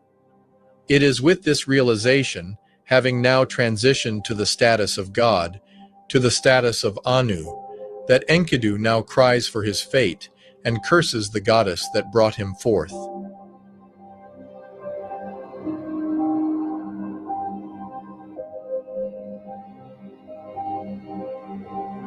Come now, Shamhat the harlot, I am going to decree your fate, a fate that will never come to an end for eternity. I will curse you with a great curse. May you not be able to make a household. May you never acquire anything of bright alabaster. May shining silver, man's delight, not be cast into your house. May a wasteland be your sleeping place. This curse is that of the formation of the asteroid belt, never to bear life and forever doomed to the wasteland. A punishment suitable for any celestial body that has destroyed another. Upon hearing the curse of Enkidu, the African god Shamash reminds Enkidu that it was Shamhat that gave him the bread of knowledge, that clothed him, and that gave him his brother friend Gilgamesh.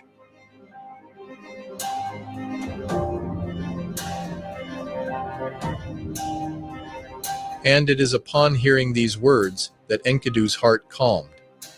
Here, our hero realized that, even with the drawback of now being aware that his fate is sealed, that life with consciousness is a gift, even if it is finite. So, as a true hero and true civilized Anu, he now makes the best of the little time that he has left and reverses the curse he had ushered. Come, Shamhat, I will decree your fate for you.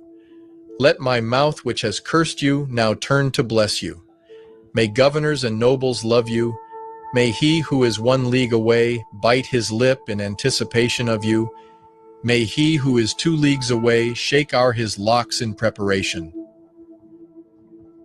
Here again, the ancient confirm their own identity by identifying themselves by their hair, their locks. And with this last good deed, the brothers in quest were thus separated.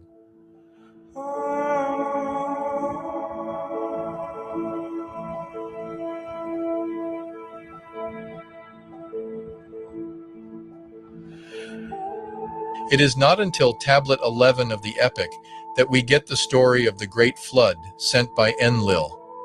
Where else do we find the story of the great flood in ancient times? We find it in Egypt.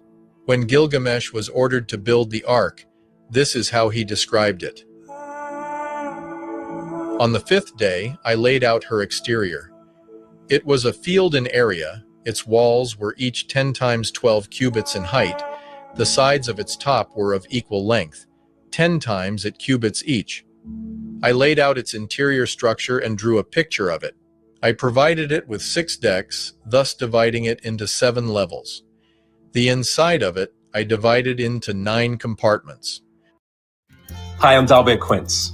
For this special edition of DFIT, I'm catching up with an old friend to break down the essential things she does to transform the way she manages her type 2 diabetes.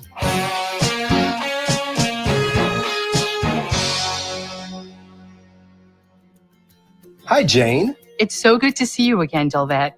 As you know, I take Ozempic along with diet and exercise to lower my A1C. I'm happy to share some tips and tricks I've used on my type 2 diabetes journey. So tell me, how have you been able to stay so motivated and overcome any setbacks? Well, setbacks are natural, but I remember along my journey that I'm making a healthier version of myself. Everyone's lives are so busy, especially if you have a family, as I know you do.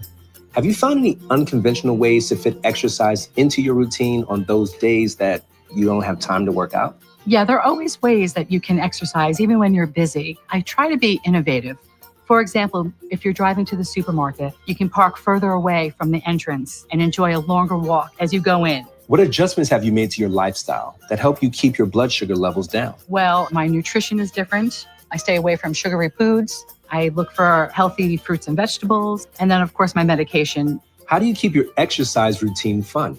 It's easy to have fun when you exercise. For example, I'll do some hiking along a trail into a local state park. I enjoy walking now. I want to inspire other people like me living with type 2 diabetes. Thanks again for stopping by, Delvette. Ozempic is an injectable prescription medicine used along with diet and exercise to improve blood sugar in adults with type 2 diabetes and to reduce the risk of major cardiovascular events such as heart attack, stroke, or death in adults with type 2 diabetes with known heart disease.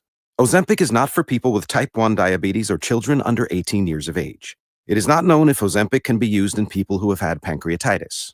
Do not share needles or Ozempic pen with others. Don't reuse needles. Sharing may lead to infection. Do not take Ozempic if you have a personal or family history of medullary thyroid cancer, multiple endocrine neoplasia syndrome type 2, or if you are allergic to Ozempic. Stop taking Ozempic and get medical help right away if you get a lump or swelling in your neck or an allergic reaction. Serious side effects may happen, including pancreatitis. Stop taking Ozempic and get medical help right away if you get severe stomach pain. Gallbladder problems may occur. Call your provider if you have symptoms such as stomach pain, fever, or yellowing of the skin or eyes. Tell your doctor if you have diabetic retinopathy or vision changes. Tell your doctor if you are pregnant, plan to become pregnant, or are breastfeeding. Taking Ozempic with a sulfonylurea or insulin may increase the risk for low blood sugar. Talk to your doctor about how to prevent, recognize, and manage low and high blood sugar. Common side effects are nausea, vomiting, diarrhea, stomach pain, and constipation. Talk to your doctor about any side effect that bothers you or does not go away. Some side effects can lead to dehydration, which may worsen kidney problems. Drinking plenty of fluids may reduce your chances of dehydration. This video is not medical advice and does not replace the advice given to you by your healthcare provider. Talk to your healthcare provider about any concerns you may have about managing your type 2 diabetes. If you're not reaching your blood sugar goal, ask your healthcare provider if once-weekly Ozempic can help. I have been sleeping on CVS for holiday shopping. They have thousands of gifts under $20. They have things like Harry Potter and Disney and Hello Kitty. And then for the adults in my life, they have some fun gift options as well. One of the things I'm really excited to check out are their beauty sets. And they also have pre-wrapped gifts starting at $6.99, which is so cool. If you're like on your way to a holiday party and you forgot something, you can stop by CVS and get pre-wrapped gifts that are so beautiful. I'm also on the hunt for some decor, so I'm really excited to pick some up.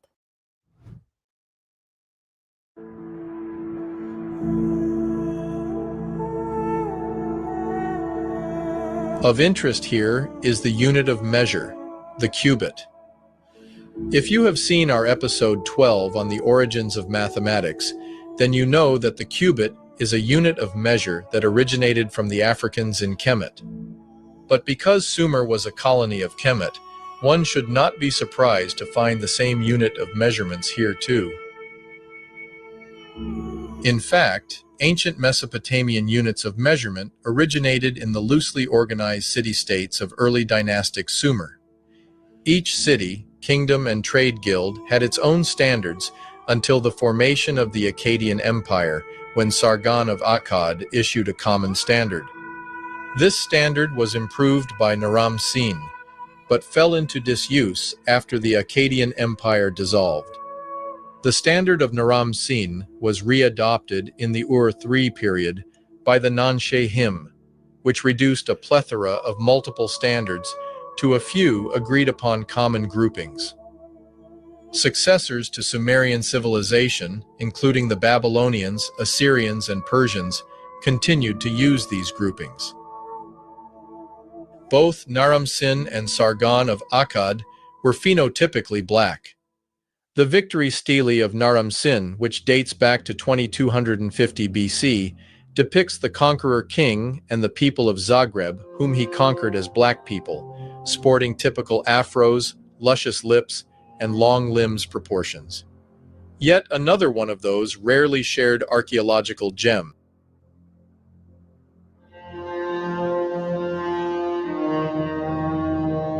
Utnapishtim continues by saying, I gave the workmen ale, beer, oil, and wine, as if it were river water, so they could make a party like the New Year's festival. And I set my hand to the oiling. The boat was finished by sunset. The launching was very difficult. They had to keep carrying a runway of poles front to back, until 2/3 of it had gone into the water. Whatever I had, I loaded on it. Whatever silver I had, I loaded on it. Whatever gold I had, I loaded on it. All the living beings that I had, I loaded on it. I had all my kith and kin go up into the boat. All the beasts and animals of the field and the craftsmen I had go up.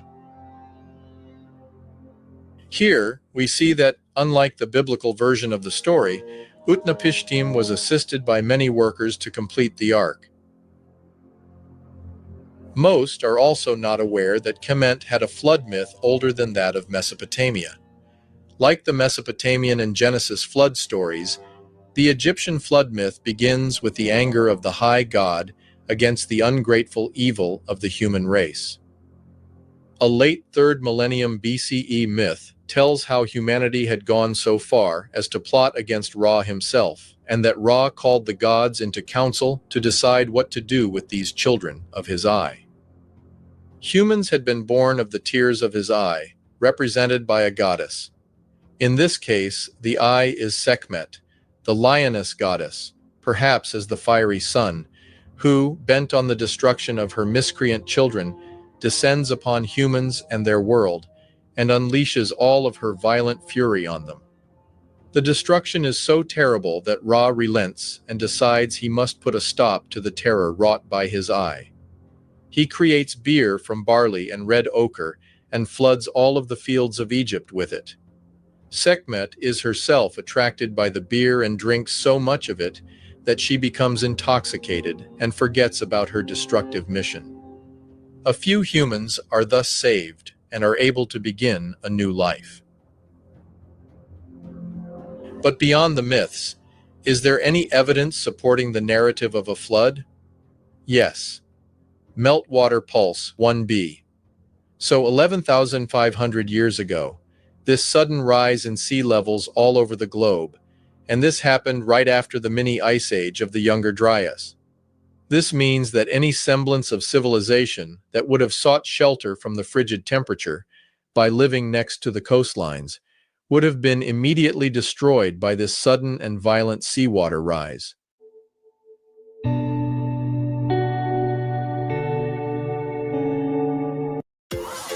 You know what you don't see in psoriasis commercials? The thousands of real people who go undiagnosed. People whose psoriasis can look very different depending on their skin tone. As the makers of Tremfya, we understand that everybody's moderate to severe plaque psoriasis doesn't look the same. So we undertook a first-of-its-kind study of plaque psoriasis in every skin tone. Like hers, and his, and yours. Serious allergic reactions and increased risk of infections may occur. Before treatment, your doctor should check you for infections and TB. Tell your doctor if you have an infection, flu-like symptoms, or if you need a vaccine. Ask your dermatologist about Tremfya. For a little savings, Specialist Miller buys in bulk. For a lot of savings, she bundles her home and auto insurance with USAA. Putting more money back in her pocket? That's what we're made for. Call for a quote.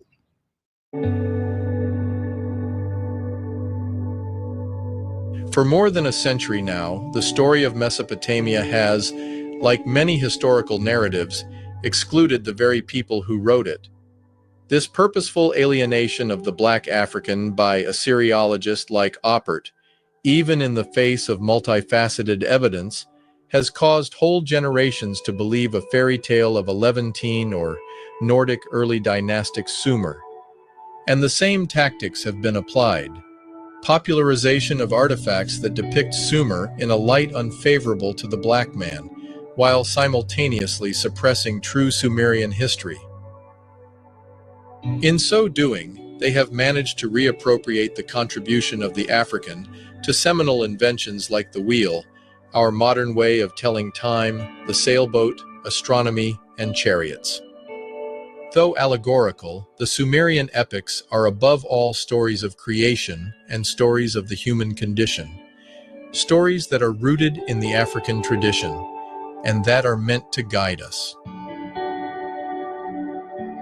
And when taken into context,